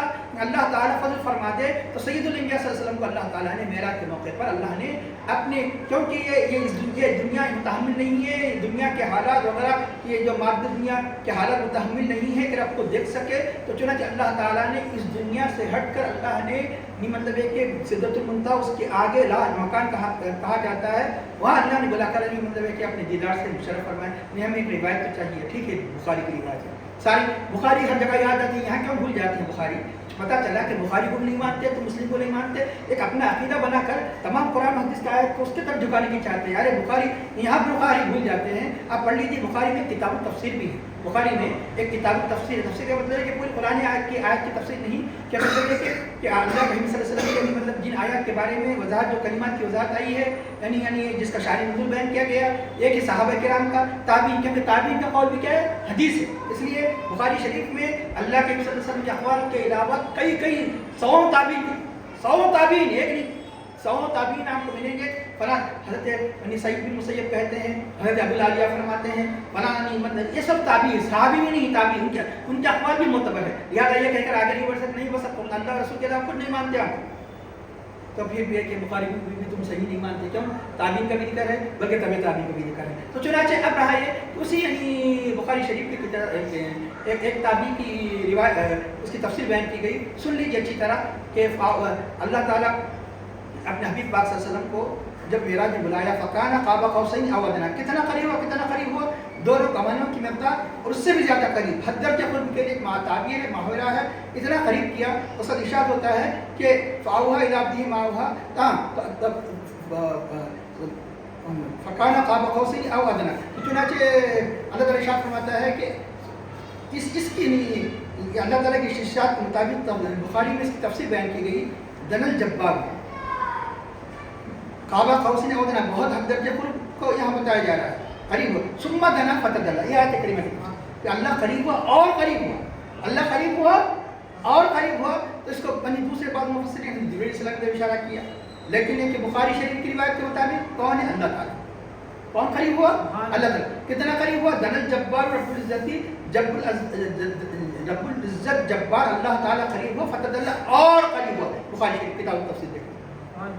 تو اللہ تعالیٰ نے اپنے حبیب پاک صلی اللہ علیہ وسلم کو لامکان پر اللہ نے اپنے دیدار سے مشرف فرمایا. تو چنانچہ ارشاد ہوتا ہے کہ چاہے تو فرشتے کے ذریعے سے اللہ تعالیٰ وہی فرماتا ہے, جو اللہ تعالیٰ جو چاہتا ہے اس بات کی بھی فرماتا ہے. تو یہاں پر ایک اہم بات ایک تو یہ کہ یہ بتانے کے لیے کہ یہ عالم کیا ہے. یہ عالم کا نظام ہے, یہ مادی نظام ہے.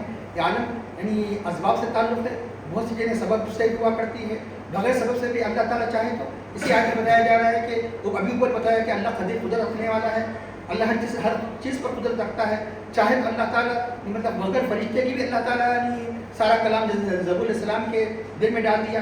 اللہ ڈال سکتا تھا, لیکن ایک مصلحت ہے یہ کہ فرشتہ بار بار آئے گا, اللہ کے حبیب کو تسلی ہے, اللہ کے حبیب کو تسلی ہوگی. جب بھی کوئی کافر اعتراض کرتے فرشتہ آ رہا ہے, اللہ کی طرف سے قاصد آ رہا ہے, کہ خوشی ہوتی ہے, کہ خوشی ہوتی ہے. آپ نے خط لکھ دیا, آپ نے خط لکھ دیا, دوست آ کر تسلی دے رہا ہے, کتنا بڑا فرق ہے. خود آ کر تسلی دے رہا ہے اور خط لکھ دینا, میسیج بھیج دے رہا, اور بار بار آ رہا ہے. 10 میسیج کی بجائے اگر 4 مرتبہ آیا تو اس سے 10 مرتبہ سے میسیج کی بجائے تو وہ بھی خوشی کی بات ہے. دوسرے تو کچھ بھی نہیں رہے ہیں, میسیج بھی نہیں دے رہے ہیں, ان تو میسیج دے رہا ہے, یہ بھی میسیج بھی دے رہا ہے, ایک اچھی بات ہے. لیکن میسیج کے ساتھ ساتھ وہ خود آ رہا ہے تو زیادہ خوشی کی بات ہے. اس میں مصلحتیں ہیں کہ فرشتوں کا آنا, ورنہ اگر یہ اللہ تعالیٰ ہر چیز پر قادر ہے. لیکن یہ بتانے کے لیے دیکھو ہم مجبور نہیں ہیں. تو چنانچہ ابھی جو جس کی تفسیر آپ سن چکے ہیں, اللہ چاہے تو یعنی مطلب ہے کہ یہ عالم اسباب ہے. اس لیے کوئی بھی مرد عورت کے تعلق کے بغیر اس دنیا میں کوئی پیدا ہو ہی نہیں سکتا. کہ مطلب اللہ مجبور ہے, اللہ مجبور نہیں ہے. اللہ اس بات پر قادر ہے, لیکن یہ عالم اسباب ہے. جو بھی ہوگا ایسے ہی ہوگا. ہم البتہ یہ بتانے کے لیے ہم مجبور نہیں ہیں. اللہ نے اپنے قدرت کی ایک مثال دے دی. آدم علیہ السلام کو پیدا کر کے بتایا کہ دیکھو ہم بغیر کسی عورت کے واسطے کی بھی پیدا کر سکتے ہیں. حضرت حوا علیہ السلام کو پیدا کر کے بتایا دیکھو ہم بغیر کے یعنی حضرت آدم علیہ السلام کو پیدا کر کے بتایا کہ مرد عورت کے واسطے کے بغیر ہم پیدا کر سکتے ہیں. حضرت حوا کو پیدا کر کے بتایا کہ دیکھو عورت کے واسطے کے بغیر بھی ہم پیدا کر سکتے ہیں. آدم علیہ السلام کی نسل سے بنایا. اور حضرت مریم علیہ السلام کو پیدا کر کے بتایا کہ ہم بغیر کسی مرد کے واسطے سے بھی پیدا کر سکتے ہیں. تو لیکن یہ کہ اب یہ کہ ہم پابند نہیں ہے, ہم ہر چیز پر قادر ہے, لیکن ہمارا طریقہ یہ ہے جو بھی اس دنیا میں آئے گا وہ مرد عورت ہی کے واسطے سے آئے گا. تو چنانچہ اس لیے یہ بتانے کے لیے دیکھو کہ یہ تو عالم اسباب ہے. یہ ایسے ہی جیسے اور انبیاء کے ساتھ اللہ تعالیٰ فرماتا ہے, اسی طرح ہم نے آپ کی طرف وہی کی جیسے کہ اور انبیاء کی طرف کی گئی, اسی طرح کا لفظ ہے. ہاں ایک یہ بتانے کے لیے اللہ قدرت کی ایک مثال کافی ہے, قدرت کی ایک مثال کافی ہے. اللہ چاہے تو اپنے حبیب پاک صلی اللہ علیہ وسلم بغیر جبریل کے واسطے سے بھی قرآن عطا فرما دے. اس لیے قرآن کی 2 آیتیں ایسی ہے کہ جو حضرت جبریل علیہ السلام کے واسطے سے نہیں دی گئی, معراج کے موقع اللہ نے دیا. اور کون سی سورہ بقرہ کی آخری 2 آیتیں آمن صلی اللہ علیہ وسلم. اس لیے اس کی بڑی فضیلت آئی ہے. یعنی مطلب بہت سے لوگ نہیں جانتے, جو سونے سے پہلے 2 آیتوں کو پڑھ لے گا, اگر رات میں قیام نہیں کر سکا, تہجد نہیں پڑھے گا, تو تہجد کے قائم مقام ہو جاتا ہے. اور حضور نبی کریم صلی اللہ علیہ وسلم نے ارشاد فرمایا یہ 2 آیتوں کو سیکھو اور اپنے اہل اولاد کو سکھاؤ. یہ 2 آیتیں جیسے ہم آیت الکرسی یاد دلاتے ہیں, اسے بھی یاد دلانے کی کوشش کریں. بڑے ہونے کے بعد تو ختم قرآن بچے یاد کر لیتے ہیں, اتنی دیر تک انتظار نہ کرے, بلکہ اس کو بچپن میں جیسے بہت سی سورہ یاد دلاتے ہیں آپ, یہ عام طور پر نہ بھولے, اس کو بھی یاد دلائیں. عام رسول سے لے کر 2 آیتوں کو یعنی یاد دلائے. تو چنانچہ یہ 2 آیتیں کہاں دی گئی؟ یہ 2 آیت اللہ تعالیٰ خود بلا کر دیا. سارے احکام تو زمین پر دیے گئے, لیکن نماز کی باری آئے تو اللہ نے اپنی یہ فرش بنے دیا, عرش پر اللہ نے بلا کر دیا. نماز بھی دیا, عبادتوں میں ایک عبادت دے کر بتایا ہم اس بات پر قادر ہیں. کہ اسی طرح قرآن میں سے 2 آیتیں دے کر بتایا کہ ہم اس بات پر قادر کہ چاہے تو اپنے حبیب کو اپنا کلام خود بلا کر بھی دے سکتے. تو چنانچہ اب ارشاد ہوتا ہے اسی طرح اوحینا الیک ہم نے آپ کی طرف وحی کی ہے روحم من امرنا. روح یہاں پر روح سے مراد بعض لوگوں نے جبرائیل السلام فرمایا, لیکن ایک مشہور و معروف تفاسیر تقریباً تفاسیر یعنی جانب گئے ہیں روح سے مراد کون ہے. روح سے مراد کیا قرآن ہے. کیوں کہ اس لیے کہ جس طرح یعنی روح انسان کی زندگی کا باعث ہوا کرتا ہے, یہ قرآن بھی تمہاری روحانی زندگی کا باعث ہے. روحانی زندگی کس سے قائم ہے؟ اسی قرآن سے قائم ہے, اسے روح قرار دیا گیا کہ اللہ تعالیٰ ارشاد فرماتا ہے اسی طرح ہم قرآن کو جو تمہارے اندر حیات ابدی پیدا کرتا ہے, روح میں تمہارے اندر جان ڈالتا ہے, اس روح کو ہم نے یعنی اس قرآن کو نازل فرمایا جو روح افزا ہے من اپنے حکم سے. اب اس کا ارشاد ہوتا ہے ما کنت تدری, آپ نہیں جانتے تھے, من کتاب کیا ہے, ولن ایمان, ہم نہ ایمان کے بارے میں جانتے تھے ایمان کیا ہے, ولیکن جاننا ہو, لیکن ہم نے اس کتاب کو نور بنا دیا. نہدی بھی من نشاء عبادنا, اپنے بندوں سے جیسے چاہے اس کے ذریعے سے ہدایت دی. وَإِنَّكَ لَتَهْدِي إِلَىٰ صِرَاطٍ مُسْتَقِيمٍ, بے شک آپ سیدھے راستے کی طرف ہدایت کرتے ہیں. اب آئیے کہ اللہ تعالیٰ فرماتا ہے کہ آپ یہاں ایک لفظ وما كنت تعلمون نہیں فرمائے, آپ علم نہیں رکھتے. قدری فرمائے, قدری درایت عقل سے جاننا, عقل سے ایمانیت کی تفصیل, عقل سے کتاب اللہ کی تفصیل, عقل سے ماکان کا علم, عقل سے ما یکون کا علم, یہ جانا نہیں جا سکتا. جانا نہیں جا سکتا جب تک کہ اللہ وحی نہ فرمائے. تو چنانچہ یہاں پر درایت کی نفی ہے، علم کی نفی نہیں کی گئی. چنانچہ ما کنت تدری، آپ از خود نہیں جانتے، آپ از خود نہیں جانتے، اللہ کے بتانے سے جانتے ہیں. یہ سارے کے سارے اہل ایمان کا عقیدہ ہے، اللہ کے بتانے سے جانتے ہیں، از خود نہیں جانتے. اس لیے بات ہے مل کتاب ولا ایمان، کتاب کیا ہے، ایمان کیا ہے. یہاں اچھی طرح سن لیجیے کہ نعوذ باللہ کو یہ خیال نہ کرے کہ نبی وحی کے بعد ہی مومن ہوئے. یہ بتایا کہ کفر ہے کہ مومن اس سے پہلے مومن نہیں تھے، اللہ پر ایمان نہیں نبی. تو چنانچہ کتاب نہیں جانتے، ایمان نہیں جانتے. کیا مطلب؟ اس کی تفاصیل نہیں جانتے. کتاب بھی جانتے ہیں، ایمان بھی جانتے ہیں. تفصیلی جیسے مثال کے طور پر کہ نبوت سے پہلے کہ زکوٰۃ جو آپ کی امت کو حکم دیا جانے والا ہے، اس کی تفاصیل بعد میں بتائی گئی کہ زکوٰۃ اتنی دی جائے گی، نماز اتنی پڑھی جائے گی، فلاں.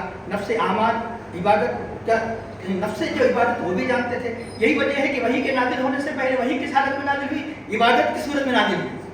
کئی مہینے کہاں غار ثور میں جو عبادت کرتے تھے، اچانک بغیر عبادت کے بھی نہیں. وہی عبادت کس کی کرتے تھے، اللہ کی کیا کرتے تھے. عبادت کس کی کیا کرتے تھے، اللہ کی عبادت کیا کرتے تھے. اچانک گھر میں وہی حضرت جبرائیل علیہ السلام وہی نازل کی گئی تو عبادت کا عرفان پہلے سے مل گیا. لیکن عبادت کی تفاصیل تو مطلب عبادت کی جو تفاصیل جو ہے وہی کے بعد ہوئی ہے، یعنی اعلان نبوت کے بعد ہوا. تفصیلی احکام کا علم تو اللہ نے بعد میں عطا فرمایا، لیکن نفس عبادت بھی جانتے تھے، نفس ایمان بھی جانتے تھے. اس لیے بتایا گیا کسی وقت میں بھی معمولی بھی کسی یہی نہیں ہمارے نبی نہیں، کسی بھی نبی سے کفر کا مطلب ہے کہ صدور نہیں ہوتا. یہ ماننا گمراہی ہے کہ ان سے نبوت کے بعد تو سوال ہی نہیں ہوتا. نبوت سے پہلے بھی کسی سے یعنی کسی کی اللہ کے علاوہ غیر اللہ کی عبادت کسی نبی سے بالکل ہونا ممکن نہیں ہے. بچپن ہی سے ان کو اللہ تعالیٰ اپنا عرفان عطا فرماتا ہے، جس کو اللہ تعالیٰ نبوت سے سفار کرتا ہے. ارے ان کے غلاموں کو جو ہدایت دیتا ہے، جو مطلب پیدائشی ولی ہوتی ہے، بچپن ہی سے وہ عرفان صاحب عرفان ہوا کرتے ہیں. بہت سے پاک کی سیرت پڑھ لیجیے اور اولیاء کی سیرت پڑھ لیجیے. بچپن ہی سے کئی ایسے واقعات اولیاء کے سن کے آپ تعجب میں پڑ جائیں گے. ان کے غلاموں کو یہ کیفیت ہے کہ بچپن ہی سے ایمان دے دیا گیا، بچپن ہی سے پیدا ہوتے عرفان دے دیا گیا. یہ تو اس نبی کے ایمان و عرفان کا کیا حال ہے. اب آئیے کہ یہ سب آپ نے عقلی دلائل سے کہہ رہے ہیں، کچھ دلائل پروف بھی ہے. آئیے اس کی طرف آگے بڑھیں گے. اب ایک میں ایک بات بتا دوں، کہیں بھول جاؤں گا. کتاب کیا، ایمان کیا ہے. نفس کتاب کی جاننے کی نفی نہیں ہے کہ اللہ تعالیٰ اپنے انبیاء پہ کتاب نازل فرماتا ہے. نفس ایمان کی نفی نہیں ہے. ایمان کے تقاضے جو اعمال صالحہ، اس کی کیا دلیل ہے. ہر ایک کی دلیل چاہیے. ایمان کہہ کر عمل کا ثمرات دے رہے ہیں. چنانچہ سے سن لیجیے کہ جب حضور نبی کریم صلی اللہ علیہ وسلم مکے سے مدینے کی طرف ہجرت فرماتے ہیں تو اس وقت کدھر رک کر کے نماز پڑھی جاتی تھی، بیت المقدس کی طرف. کیونکہ مکے میں اس لیے صورت پیش نہیں آئی تھی. مکے میں اس ایسی نماز پڑھی جاتی تھی کہ سامنے کعبۃ اللہ بھی ہوا کرتا تھا، سامنے بیت المقدس کا بھی رخ ہوا کرتا تھا. لیکن مدینے میں آنے کے بعد یہ صورت پیدا ہوئی، اگر مکے کی طرف رخ کیا جائے تو بیت المقدس کی طرف نہیں ہوگا، بیت المقدس کی طرف رخ کیا جائے تو مکے کی طرف نہیں ہوگا. یہ 16-17 مہینے کدھر رک کر کے نماز پڑھی گئی، یعنی مطلب ہے کہ بیت المقدس. اللہ کے رسول چاہتے تھے ابراہیم علیہ السلام جو جد انبیاء ہے ہمارا قبلہ بھی وہی ہو جائے. اللہ کے نبی کی خواہش تھی. اللہ کے نبی کی خواہش ایک مرتبہ اتنی بڑھ گئی نماز ہی میں نہیں اپنے چہرے مبارک کو آسمان کی طرف پلٹانے لگے. سلام پھیرنے کتنی دیر ہے، 16 مہینے تک پڑھ چکے ہیں. سلام کے بعد بھی وہی آ سکتی تھی، لیکن حبیب آپ کا بار بار چہرہ پلٹانا ہم دیکھ رہے ہیں، اس لیے اسی وقت مڑ جاؤ کدھر بیت المقدس خانے کعبہ کی طرف. چنانچہ نماز جب 16 مہینے نمازیں پڑھی گئی، سلام پھیرنے کتنی دیر ہے. قد نرا تقلب وجهك في السماء، آپ کے چہرے کا بار بار حضور کے چہرے کا بھی ذکر. حضور کے عطا صرف قرآن کریم احکام ہی نازل کرنے کے لیے، ایمان ہی کی بات بتانے کے لیے نازل نہیں ہوا، بلکہ اپنے حبیب کی عظمتوں کے اظہار کے لیے نازل ہوا. چہرے کا ذکر ڈائریکٹ بتا دے سکتا تھا اللہ تعالیٰ، اے حبیب تمہاری خواہش ہے تو فلاں یہاں سے بھی آئے شروع ہو سکتی تھی. نہیں، آپ کے اداؤں کا ذکر ہے. ہم آپ کے چہرے کا بار بار آسمان کی طرف پلٹنا دیکھ رہے ہیں. میلاد میں کیا ہوتا ہے، اسی اداؤں کو بتایا جاتا ہے، اسی اداؤں کو بتایا جاتا ہے کہ اللہ کے حبیب کی ادائیں عظمتوں کو بیان کیا جاتا ہے. اس لیے محفل ہوتی ہے قد نرا تقلب وجهك في السماء فلنولینک، ہم ضرور آپ کو اس قبلے کی طرف پلٹا دیں گے جس کو آپ چاہتے ہیں. ترضاها، خدا کی رضا چاہتے ہیں. دو عالم خدا چاہتا ہے رضا محمد صلی اللہ علیہ وسلم، ہم سب چاہتے ہیں آپ اللہ تعالیٰ آپ جس سے راضی ہے ہم اس کی طرح. اسی وقت آپ کیا کرو، اپنے چہرے کو پلٹ دو. آج بھی تو نہیں مطلب عمرہ کرنے والوں سے پوچھو کہ وہاں پر مطلب مدینہ منورہ میں ایک مسجد قبلتین کہ جہاں نماز شروع کی گئی تھی بیت المقدس کی طرف رک کر کے ختم کہاں ہو رہی ہے، بیت اللہ کی طرف.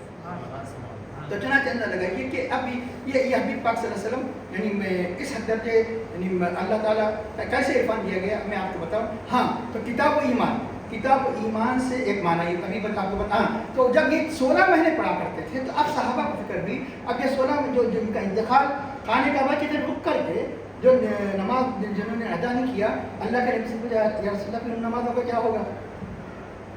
پھر جو احکام دے دیے گئے اس وقت یقین قبول ہے نا، لیکن شک و شبہ آیا ان نمازوں کا کیا ہوگا کہ جو نمازیں یعنی بیت المقدس کی طرف پڑھی گئی اور وہ نہیں رہے دنیا میں. فرمایا کہ ماں کا اللہ ایمان، اللہ تمہارے ایمان کو ضائع نہیں کرتا. یعنی ایمان کا تقاضا کیا ہے؟ نماز کو ضائع نہیں کرتا. سارے مفسر فرماتے ہیں یہاں ایمان سے مراد کیا ہے؟ دوسرے بارے میں نماز مراد ہے. اسی طرح بتایا کہ یہاں پر ایمان سے مراد کیا؟ ایمان کے تفاصیل، ایمان کے تقاضے یعنی اعمال کے سارے اعمال کی تفاصیل کب دی گئی؟ کہ اعلان نبوت کی بات دی گئی. اب آئیے مزید اگر یہ کہ بات نہیں سمجھ میں آ رہی ہے تو ایک عام بات ہر انسان کو سمجھ میں آ جائے. نہیں ایمان جانتے نہیں تھے، اللہ بول دیا ختم، کتاب جانتے نہیں تھے.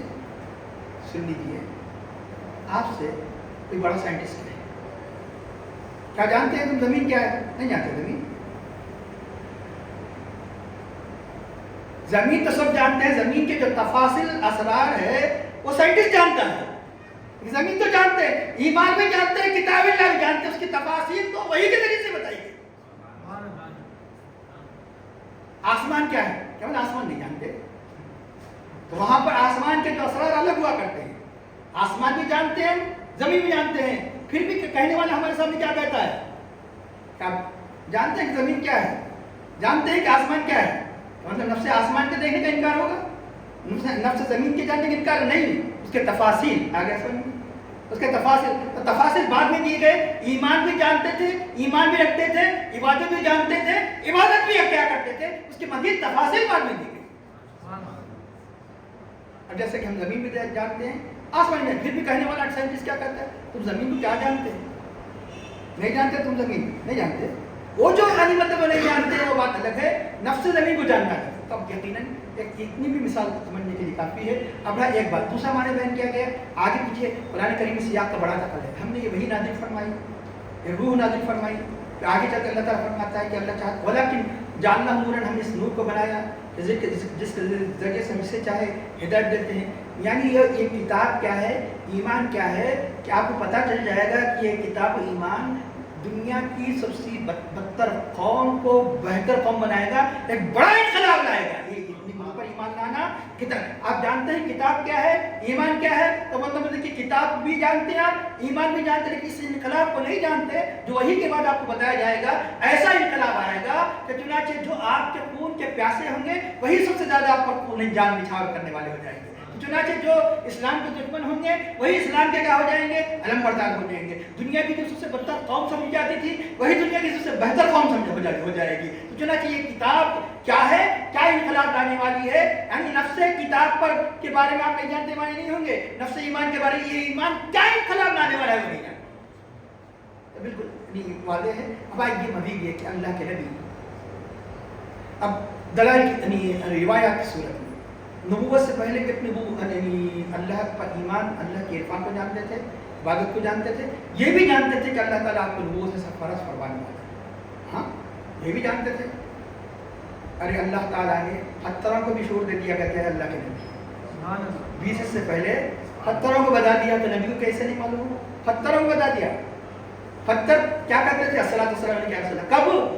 اعلان نبوت سے پہلے، 20 سے پہلے، بچپن ہی سے. اگر میں کہہ دوں اتنی بڑی بات کی جائے. ہاں آئیے سب سے پہلے مسلم شریف کی بات. حضور نبی کریم صلی اللہ علیہ وسلم ارشاد فرماتے ہیں انی لعارف حجرا بمکہ، میں مکے میں اس پتھر کو جانتا ہوں، مکے میں اس پتھر کو جانتا ہوں. کان یسلم علیہ، جو مجھ پہ سلام کیا کرتا تھا، جو مجھے سلام کیا کرتا. کب؟ قبل نبوت، وحی کے نازل ہونے سے پہلے، 20 سے پہلے.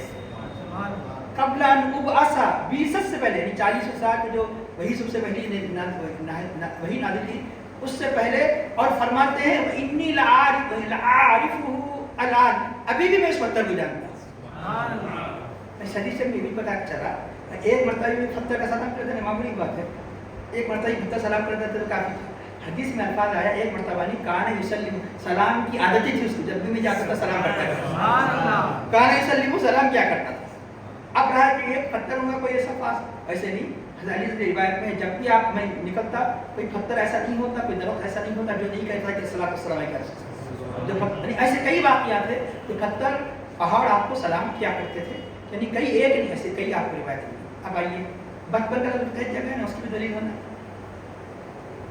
सुन लीजिए कि तिरमिज़ी शरीफ की रिवायत है, हुज़ूर नबी करीम सल्लल्लाहु अलैहि वसल्लम अपने चाचा हज़रत अबू तालिब के साथ, और उसी हदीस में तिरमिज़ी में उम्र भी बता दी गई 12 साल की उम्र, 12 साल की उम्र थी, तो अपने चचा के साथ कहाँ जा रहे हैं, मुल्क शाम, एक तिजारत के सफर में, ताजिरों का काफिला था तो तिजारत के लिए गया था।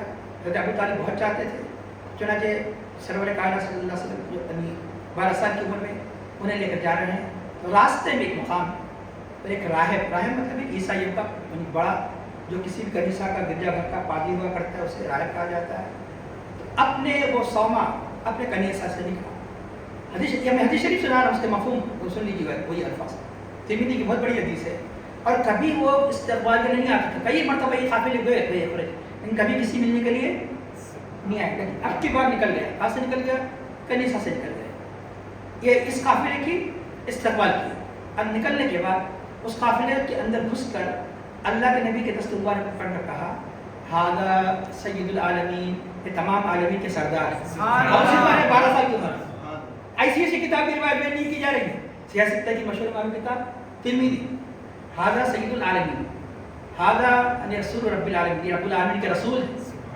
सैयद हो तो फिर भी कुछ अलावा देखकर सरदार कहा जा सकता था, सरदारी आम है, लेकिन रिसालत की सरदारी, हादा रसूल रब्बिल आलमीन। यही नहीं, आप एक अजीम वक्त भी बयान कर रहा है, वो बहीरा राहिब, नाम क्या है राहिब का, बहीरा, कि हादा रसूल रब्बिल आलमीन जब असहुल्लाह और रहमतुल आलमीन, अल्लाह उनको रहमतुल आलमीन बनाकर बिसत फरमाएगा।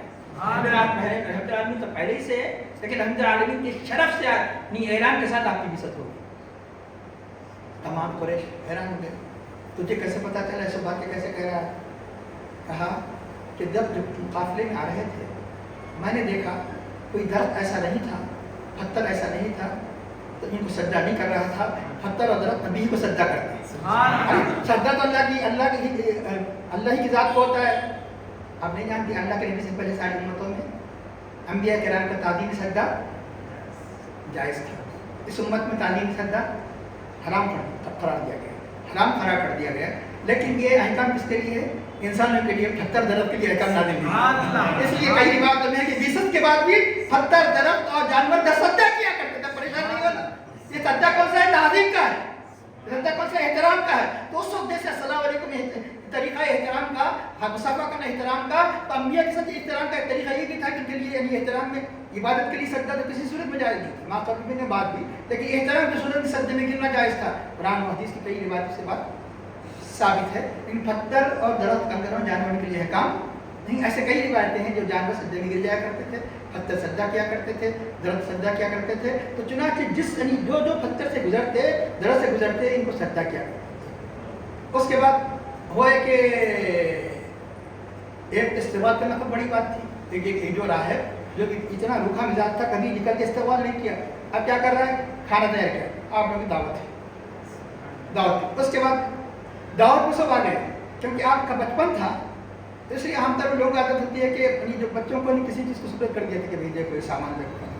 आपका बचपन था, तो इनके साथ जो और जो इनके जानवर वगैरह थे, अल्लाह के नबी को छोड़ के आए दावत के लिए, और मैं कि उनको बुलाओ, उन्हीं के लिए तो दावत हो रही है, उनको बुलाओ, तो उनको बुलाओ। तो अल्लाह के नबी सल्लल्लाहु अलैहि वसल्लम आए, तो कैसे आए, तो जब आए तो साथ में बादल भी आ रहा है, ऐसा आया करते। ये पूरी तिरमिज़ी की रिवायत सुना रहा हूँ मैं, कोई वाक़िया नहीं, ऐसा ही ऐसा नहीं सुना है, बादल भी आ रहा है। अब क्योंकि सब पहले आ चुके थे, आपको क्योंकि खास तौर पर नहीं आने के लिए बुलाया गया, तो लोगों की आदत क्या होती है, पहले सबसे पहले आराम की जगह को पहले हासिल करना। वहाँ मैदान था, कोई यानी गेस्ट हाउस नहीं था, कोई यानी शादी खाना नहीं था, ऊपर खुले आसमान के नीचे था, सब गर्मा का ज़माना था। तो लोग क्या किए, फ़ौरन अपने अपने दरख्त तक नीचे साए जाल में जगह में चले गए। आप जब आए तो कोई दरख्त की जगह ऐसी नहीं थी कि जिसके साए में बैठ सके। अब क्या हुआ, जहाँ भी आप बैठ गए तो दरख्त की टहनियाँ आपकी तरफ साए के लिए रखी। ये मतलब ये कि लोग साए को तलाश करते हैं, दरख्त को तलाश करते हैं, दरख्त आपको तलाश कर रहा है, यानी आप कहाँ हैं। तो दरख्त की टहनियाँ आपकी तरफ साया करने लगी। तो अब उसके बाद बहरा ने कहा कि तुम कहाँ जा रहे हो, कि यहाँ के मुल्क शाम जा रहे हैं। तो मैं जानता हूँ कि अल्लाह के रसूल है, ان کے نشانی سے بھی جانتا ہوں جو خاتم النبوت ہے، یہ تک جانتا ہے، جو چھپی ہوئی ہے نشانی بھی جانتا ہے، وہ جو نبوت کا جو مہر ہے جو آپ کے یعنی مہروں کے نیچے، وہ اس سے بھی جانتا ہوں، تم نہ جاؤ۔ کیوں؟ یہودی سب دشمن تھے، کیوں کہ وہ سمجھتے تھے کہ نبوت صرف ہمارے ہی بنی اسرائیل میں رہے گی، ایک غلط روایت انہوں نے جھوٹی روایت گھڑ لی تھی، نبی کوئی دوسرا نہیں ہو سکتا، اس لیے ان کی نشانی کو دیکھ کر قتل کر دیں گے، ان کو قتل کر دیں گے، تم یہیں سے ان کو واپس لے کر چلو۔ تو حضرت ابو طالب نے ان کو وہاں سے مکہ واپس بھیج دیا۔ مکہ یہ یہاں تک کس کی روایت ہے؟ ترمذی کی روایت ہے۔ تو بچپن میں بھی جانتے تھے آپ نہیں، بلکہ راہب بھی جانتے تھے اللہ کے، آپ ہی نہیں ہو کہ راہب جانتے تھے، اب نہیں جانتے تھے، بلکہ اس عالم میں جلوہ گر ہونے سے پہلے سے جانتے تھے۔ کیسا جانتے تھے؟ ترمذی کی روایت ہے کہ حضرت ابو ہریرہ رضی اللہ عنہ نے پوچھا، یا رسول اللہ متى وجبت لك النبوۃ، نبوت آپ کے لیے کب واجب ہوئی؟ آپ کب سے نبی بنائے گئے؟ تو اب واقعہ ہونا نا، اس وقت کوئی تاریخ نہیں تھی، تاریخ یہاں خود نہیں تھی آنے کے بعد کئی زمانے تک، وہاں تاریخ کیا تھی تو وہاں واقعہ بتانا پڑے گا، اس لیے تاریخ نہیں تھی۔ اللہ کے حبیب صلی اللہ علیہ وسلم کی ولادت کا ذکر کیسے کیا جاتا ہے؟ سنی نہیں تھا، فلاں سن فلاں سن فلاں سن، اور سرکاری جو عیسوی بھی ہیں وہی مشہور نہیں تھی اس زمانے میں کہ جنوری کا مہینہ ہے، فروری کا مہینہ ہے، سن تو تھی کون سی؟ ہجری نہیں، ہجری تو ہجرت سے ہوئی، تو چنانچہ اس وقت واقعات سے کسی بات کو ذکر کیا جاتا ہے۔ واقعات آپ کس سال پیدا ہوئے؟ عام الفیل کے سال پیدا ہوئے، جس ہاتھیوں کا جو واقعہ ہوا ابرہہ کا، تو یہ طریقہ تھا عربوں کی تاریخ بیان کرنے کا طریقہ ہوا۔ اس لیے یہاں آج جو پڑھے لکھے عورتیں نہیں ہوتی، ان کو نہیں معلوم سمجھ میں آتا کہ ربیع الاول کیا ہے، ربیع الثانی، اب تو خیر بہت، کیونکہ میڈیا کی وجہ سے، سننے کی وجہ سے بہت آ گیا کہ میڈیا میں بتایا جا رہا ہے، اخبار میں بتایا جا رہا ہے، محرم ہے، سفر ہے، ربیع الاول، پہلے میڈیا ویڈیا کچھ نہیں تھا، تو مطلب اب نہیں ہے، اہل علم تو اخبار وغیرہ کینیڈا کو دیکھ کے جانتے تھے، اہتمام کرتے تھے، بہت سے عورتیں جاہل ہوا کرتی تھی، تو یہ بندے نماز کا مہینہ ہے، فلاں کا مہینہ ہے، فلاں کا بندے نماز کون سے مہینے میں ہوتا ہے؟ تو چنانچہ یہ ہمارے خود معاشرے میں اتنی ترقی کے باوجود بھی عورتیں کیا کرتے ہیں، کسی بھی ایونٹ کو کسی بزرگ کی طرف سے کرتے ہیں، اس زمانے میں طریقہ تھا کہ واقعات کے جیسے عام الفیل، تو اب لہٰذا کیا بولتے ہیں، اللہ کے حفظ یہ بتاتے کہ میں سب فلاں وقت نبی ہوں، ابھی یعنی انسانی کا سلسلہ بھی شروع نہ ہو تو کہاں سے سمجھ میں آئے گا؟ اس لیے ان کے اس لیے جو سمجھ میں جو چیز آنے والی وہ بتائی کہ کب نبوت واجب ہوئی کا مطلب آپ نے فرمایا کنت نبیا، میں نبی تھا، کیا مطلب اس وقت بنایا گیا نہیں بتایا، میں اس وقت نبی تھا نہیں، اس وقت بھی نبی تھا، اس سے پہلے کب ہے وہ حضرت جبرائیل علیہ السلام بھی نہیں جانتے، مشہور معروف روایت ہے، جبرائیل علیہ السلام بھی نہیں جانتے، جو سب سے پہلے بنائے گئے فرشتے جو سب سے پہلے بنائے گئے۔ اب اس کا فرماتے ہیں کہ کنت نبی، میں نبی تھا، ترمذی کی روایت ہے بھی کہ آدم بین الروح و جسد، آدم حضرت آدم روح و جسد کے درمیان تھے، ابھی ان کا جسد خاکی ابھی تیار ہو رہا تھا، ابھی روح بھی نہیں کی گئی، آدم علیہ السلام پیدا بھی نہیں کیے گئے تھے، اس سے پہلے نبی تھا، اس سے پہلے بھی میں نبی تھا۔ تو اس طرح یعنی یہ اتنی کئی روایتوں سے بات ثابت ہے۔ آپ کتاب بھی جانتے ہیں، ایمان بھی جانتے ہیں، لیکن یہ کتاب ایمان جو انقلاب لانے والا ہے وہ وحی کے ساتھ، وہ بیسک کے ساتھ اللہ نے وہ ساری باتوں کو جو واقعہ ہو اس کے ساتھ واقعے کے ساتھ بتایا نہیں، پہلے بتا دیا، یہ بھی سن لیجیے، ایسا نہیں ہو تو بات جب واقعہ ہوگا تو کیسا بھی معلوم ہوگا، نہیں، بلکہ اللہ نے ان باتوں کا عرفان پہلے عطا فرما دیا۔ اللہ کے حبیب کے غلاموں کا عالم یہ ہے، حضرت عثمان ہرونی رحمۃ رضوان کے پاس حضرت خواجہ غریب نواز جب بیعت و خلافت دی جاتی ہے، ایک ہی وقت میں ایک ہی نشست میں پہلی مرتبہ جاتے ہیں، آسمان کی طرف اٹھا کر سر دیکھو، زمین کی طرف جب کیا دیکھا آپ نے، پھر عرش تک دیکھ لیا، زمین کی طرف دیکھو تحت الثری تک دیکھ لیا، ایک ہی وقت میں کہ ابھی ریاضتیں نہیں کی گئی، بڑی بڑے مجاہدے نہیں کیے گئے، نہیں مطلب حضرت عثمان ہرونی کی پہلی ملاقات کے اندر جب خلافت ملتی ہے تو چنانچہ جب نگاہ اٹھاتے ہیں خواجہ غریب نواز علیہ رحمہ تو عرش تک دیکھ لیتے ہیں، تحت الثری تک دیکھ لیتے ہیں، اس نبی کے غلاموں کا یہ عالم ہے تو نبی کا عالم کیا ہوگا، نبی کا عالم کیا ہوگا؟ تو اللہ ارشاد فرماتا ہے کہ ولیکن جعلناہ، لیکن ہم نے اس کو نور بنایا، نہدی بھی ہم اس کے ذریعے سے ہدایت دیتے ہیں جسے چاہے ہم اپنے بندوں میں سے، وَإِنَّكَ لَتَهْدِي بِهِ إِلَىٰ صِرَاطٍ مُسْتَقِيمٍ، بے شک آپ صراط مستقیم کی طرف آپ ہدایت دیتے ہیں، ہدایت کی طرف دونوں کی طرف نسبت کی گئی کہ قرآن ہم یعنی اس کلام کے ذریعے سے ہدایت دیتے ہیں، آپ بھی ہدایت دیتے ہیں۔ کیا مطلب یہ ہے کہ یا ایسا ہی ہے جیسے کہ اللہ نے فرمایا، کیا فرمایا اپنے حبیب پاک صلی اللہ علیہ وسلم کے لیے، کیا فرمایا نور، اور قرآن کے لیے کیا فرمایا نور۔ ہدایت کی نسبت کتاب کی طرف کی گئی، ہدایت کی نسبت کدھر کی گئی؟ نبی کی طرف، جس طرح نور کی نسبت کتاب کی طرف کی گئی، نور کی نسبت یعنی اللہ کے نبی کی طرف کی گئی۔ اللہ تعالیٰ ارشاد فرماتا ہے کہ اعوذ باللہ من الشیطان الرجیم قد جاءکم من اللہ نور و کتاب مبین، حقیقت تمہارے پاس اللہ کی جانب سے نور آیا، روشن کتاب آئی، نور آیا اور روشن کتاب آئی۔ اور دوسرے مقام پر کیا فرمایا کہ یہاں نبی کو نور اور کتاب کو مبین فرمایا، دوسرے مقام پر اللہ نے مطلب ہے کہ کیا فرمایا کہ قرآن کو نور مبین کہا گیا. قرآن کو نور مبین کیا ہے, نبی کو برہان کہا گیا.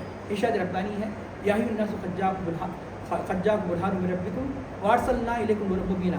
ہم نے تمہاری رب کی طرف برہان نازل کیا اور روشن نور نازل کیا. اب دونوں کی ہدایت کی کیا ضرورت ہے؟ دونوں کا ہادی ہونا کیا ضروری ہے؟ دونوں کا نور ہونا کیا ضروری ہے؟ سن لیجیے. کیوں؟ اس لیے کہ صرف کتاب اللہ کا نور ہی کافی نہیں جب تک کہ نبی کا نور نہ ہو. نبی کے نور کے بغیر کتاب اللہ کو سمجھا نہیں جا سکتا. اسی طرح کتاب اللہ ہدایت نہیں دے سکتا جب تک کہ نبی یعنی ہادی بن کر نہ آئے. نبی کی ہدایت کے بغیر کوئی کتاب اللہ سے ہدایت حاصل نہیں کر سکتا. قرآن کے نور نبی کے نور کے بغیر قرآن سے کوئی نور حاصل نہیں کر سکتا. ارے عجیب بات کر رہے ہیں, کچھ عقل میں آنے والی بات کہو. ٹھیک ہے, ایک تو یہ کہ نقل تو بتا دی کہ نص مراد روایت. قرآن میں دونوں کو نور کہا گیا, دونوں کو ہادی کہا گیا. کتاب اللہ بھی ہادی ہے, نبی بھی ہادی ہے. لیکن نبی کا ہادی ایسا ہونا ہے, کتاب اللہ کی ہدایت نبی کی ہدایت کے بغیر نہیں ہو سکتی. کتاب اللہ کے نور سے استفادہ نبی کے نور کے بغیر استفادہ نہیں ہو سکتا. یہ بتاؤ, یہ آنکھوں میں نور ہے یا نہیں؟ جبھی تو اندھے اور بینا نابینا میں فرق کیا ہے؟ وہ نہیں دیکھ سکتا, ہم دیکھ سکتے. بینا ہے, اب دن میں بھی لائٹر لگا لیا, آپ کو رات میں لگاتے تو ایک بات تھی. تو چنانچہ اندر لگے کہ جب بینا ہے تو پھر یعنی کیا بات ہے کہ بغیر صورت کے کیوں نہیں دیکھ سکتے؟ چلو رات آ گئی, اب بینا ہے, اندھیرے میں کیوں نہیں دیکھ سکتے؟ لائٹ کا خواہ مخواہ کے بل کیوں مر رہے ہیں؟ اندھیرے میں زندگی گزار لو. تو رات میں ہم کس کے محتاج ہیں؟ چاند کے باہر, چاندنی کے گھروں میں چراغ کے. اب تو لائٹ کے محتاج ہے. یہ نور ہونے کے باوجود یہ نور ہے یہ, لیکن خارجی نور کے بغیر یہ نور سے فائدہ اٹھایا نہیں جا سکتا. یہ آنکھوں میں نور ہونے کے باوجود دن میں سورج کی ضرورت ہے, رات میں چاند کی ضرورت ہے, چراغ کی ضرورت ہے, چراغ کے قائم مقام لائٹوں کی ضرورت ہے. تو چنانچہ اندھا تو نہ اس میں دیکھ سکتا, اس میں نہیں, تو کیونکہ نور ہی نہیں ہے. وہاں پر یہاں نور ہے جبھی تو دیکھ رہے ہیں, لیکن خود یہ نور سے نہ دن میں دیکھا جا سکتا ہے نہ رات میں دیکھا جا سکتا, جب تک کہ خارجی اور ایک نور نہ ہو. سورج کی صورت میں, چاند کی صورت میں, چراغ کی صورت میں, لائٹ کی صورت میں. قرآن نور ضرور ہے, لیکن نبی کے نور کے بغیر قرآن کے نور سے فائدہ اٹھایا نہیں جا سکتا. اس لیے نبی کو بھی نور قرار دیا گیا, کتاب اللہ کو بھی نور قرار دیا. اس کتاب اللہ کے نور سے کون روشنی حاصل کرے گا؟ جو نبی کے نور سے اس کتاب اللہ کو نور سے فائدہ اٹھائے. اس لیے اللہ نے فرمایا یقیناً قرآن ہدایت ہے, لیکن ہدایت کس سے ملے گی تم کو؟ نبی کے ذریعے سے. وَإِنَّكَ لَتَهْدِي إِلَىٰ صِرَاطٍ مُسْتَقِيمٍ. لوگوں کو عموماً یہ آیتیں فوراً یاد رہتی ہیں, پورے نہیں, بعض لوگوں کیا اِنَّكَ لَا تَهْدِي مَنْ أَحْبَبْتَ, کہ آپ جسے چاہے ہدایت نہیں دے سکتے. یہ آیت یاد نہیں رہتی. وَإِنَّكَ لَا تَهْدِي إِلَىٰ صِرَاطٍ مُسْتَقِيمٍ. لوگوں کو تو یاد ہے. ہمارا ایمان تو دونوں پر بھی ہے. ایک معمولی بھی شک اس میں کرے کافر ہو جائے. لوگوں کو تو یہ تو آیت یاد رکھتی ہے, قُلْ إِنَّمَا أَنَا بَشَرٌ مِثْلُكُمْ يُوحَىٰ إِلَيَّ. یہ تو آیت یاد رہتی ہے, لیکن یہ آیت یاد نہیں رہتی. قَدْ جَاءَكُم مِّنَ اللَّهِ نُورٌ وَكِتَابٌ مُّبِينٌ. یہ بھی مانو وہ بھی مانو. یہ اہل سنت یہ بھی آیتیں پیش کرتے ہیں وہ بھی, لیکن ایک ہی موضوع بنانا, یعنی چند مخصوص آیتوں کا موضوع بنانا, جیسے معتزلہ بنایا کرتے تھے. اس تو یاد رکھ لیجیے, وہاں جو ہے دونوں میں کوئی تعارف نہیں. یعنی اللہ جس کی ہدایت نہ چاہے اسے ہدایت نہیں دے. یہ مان جہاں بتایا کہ آج جسے چاہے ہدایت نہیں دیتے. اللہ جس کی خود ہدایت نہ چاہے, نبی اللہ کی مشیت کے خلاف جاتے ہیں, اللہ کی ہدایت, لیکن نبی اللہ جس کی ہدایت چاہتے ہیں آپ اس کو ہدایت دیتے ہیں. اللہ تہدی الی صراط مستقیم. تو چنانچہ ارشاد ہوتا ہے کہ آپ صراط مستقیم کی طرف ہدایت دیں. تو صراط مستقیم کیا ہے؟ صراط اللہ, اللہ کا راستہ. اللہ کا راستہ, اللہ کا تعارف کہ الذی لہ ما فی السماوات و ما فی الارض. جو کچھ آسمان زمین میں ہے سب اسی, یعنی وہ اسی کی ملک ہے, اس کا خالق ہے, مالک ہے. اب یہی نہیں بلکہ سارے کے سارے لوگ کہاں جانے والے ہیں؟ اللہ کی بارگاہ پیش ہونے والے ہیں. اعلیٰ آگاہ ہو جاؤ, اللہ کی طرف سارے کے سارے امور لوٹنے والے ہیں. اب یہاں یہ صورت یہاں ختم ہو رہی ہے. اس سے بتایا گیا کہ ہمیشہ آخرت کو پیش نظر رکھو, اور آخرت کو خالی پیش نظر رکھنے سے نہیں ہوتا جب تک کہ اس راہ پر نہ چلو. اور راہ کون سی؟ صراط مستقیم. صراط مستقیم یعنی اللہ کا راستہ ہے. اللہ کا راستہ نہیں, ہم اللہ سے ڈائریکٹ ہم راستہ ملنے کا نہیں ملے گا. اللہ تک پہنچنے کے لیے یہ عالم اسباب ہے, اللہ نے ذرائع بنائے. ڈائریکٹ ہم یہاں پر مکے میں پہنچ جائیں گے, ڈائریکٹ خانہ کعبہ کی طرف پہنچ جائیں گے؟ نہیں, راستے سے جانا پڑے گا, ایئرپورٹ جانا پڑے گا, جدہ جانا پڑے گا، جدہ سے مکہ جانا پڑے گا جب مکے کو پہنچے، یہ ذرائع اسباب ہے۔ تو اس لیے ڈائریکٹ اللہ کے راستے سے کیسے پہنچیں گے؟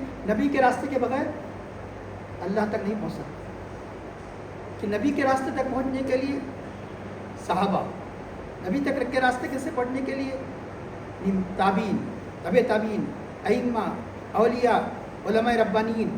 چنانچہ اگر راستے میں اگر یہ مل رہے ہیں تو سمجھنا کہ صحیح جا رہے ہیں۔ راستے میں نہ تو آپ کا ایئرپورٹ مل رہا ہے، راستے میں جدہ نہیں مل رہا ہے، راستے میں کچھ بھی نہیں مل رہا ہے، بلکہ الٹا مل رہا ہے، تو آپ خانہ کعبہ نہیں پہنچ سکتے، بیت اللہ نہیں پہنچ سکتے۔ جس راستے میں اولیاء ملیں گے، جس راستے میں یعنی ائمہ ملیں گے، جس راستے میں تابعین ملیں گے، جس راستے میں صحابہ ملیں گے، تو نبی تک پہنچیں گے۔ جب نبی تک پہنچیں گے تو اللہ تک پہنچیں گے۔ آئیے بولیں گے کہ یہ کہاں ہے؟ اللہ نے فرمایا صراط مستقیم کیا ہے؟ وہ جو یہاں بتایا گیا صراط مستقیم، اسی کو صبح شام یہ مقصود ہے ہماری زندگی کا۔ اس لیے ہر نماز کی ہر رکعت میں پڑھنا ہی پڑھنا ہے، کیونکہ زندگی کا مقصود ہے، اس کو مت بھولو۔ اللہ نے فرمایا کہ اے بندو میری تعریف کے بعد کیا کرو؟ یہی مانگو، سب سے پہلے مانگو، بعد میں دنیا کی چیزیں جو ہے وہ مانگو۔ اہدنا الصراط المستقیم، ہمیں سیدھی راہ چلا۔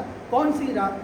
اللہ نے خود تشریح فرمائی اس کون سی راہ سیدھی راہ ہے؟ صراط الذین انعمت علیہم، ان کی راہ چلا جن پر تو نے انعام کیا ہے۔ آخر یہ کون انعام یافتہ جمال؟ اللہ نے سورۃ النساء تفسیر فرمائی کہ فاولئک مع الذین انعم اللہ علیہم، جن پر اللہ نے انعام کیا ہے وہ کون ہے؟ من النبیین والصدیقین والشہداء والصالحین، انبیاء ہے، صدیقین ہے، شہداء ہے، صالحین ہے۔ اگر راستے میں آپ کے مل رہے ہیں تو اللہ کا راستے پہ چل، راستے میں اگر انبیاء صدیقین شہداء نہیں مل رہے ہیں تو سمجھنا ہے غلط راہ جا رہا ہے۔ اس سے پہلے مثال دیا، جانا ہے نام پلی میں، راستے میں کیا آنا چاہیے؟ افضل گنج آنا چاہیے۔ راستے میں کیا آنا چاہیے؟ موزم مارک کریں۔ تو راستے میں آپ کے شالی بنڈ آ رہا ہے، راستے میں فلک نما آ رہا ہے، راستے میں شاہین نگر آ رہا ہے، راستے میں بارکاس آ رہا ہے، اب سیدھا راستہ چل رہے ہیں؟ نہیں، بالکل جتنا چلتے جائیں گے اتنا ہی دور ہوتے چلے جائیں گے۔ چنانچہ جس راستے میں انبیاء صدیقین شہداء صالحین مل رہے ہیں تو سمجھنا کہ صحیح راستہ ہے، صحیح ہے۔ جس راستے میں یہ نہیں ملیں گے، ہم ڈائریکٹ بس کتاب و سنت کو مانتے ہیں، سب نہیں مانتے، تو وہ کتاب اللہ کو بھی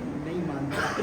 اللہ میں صراط المستقیم پر گامزن رہنے کی توفیق عطا فرما، استقامت کی توفیق عطا فرما۔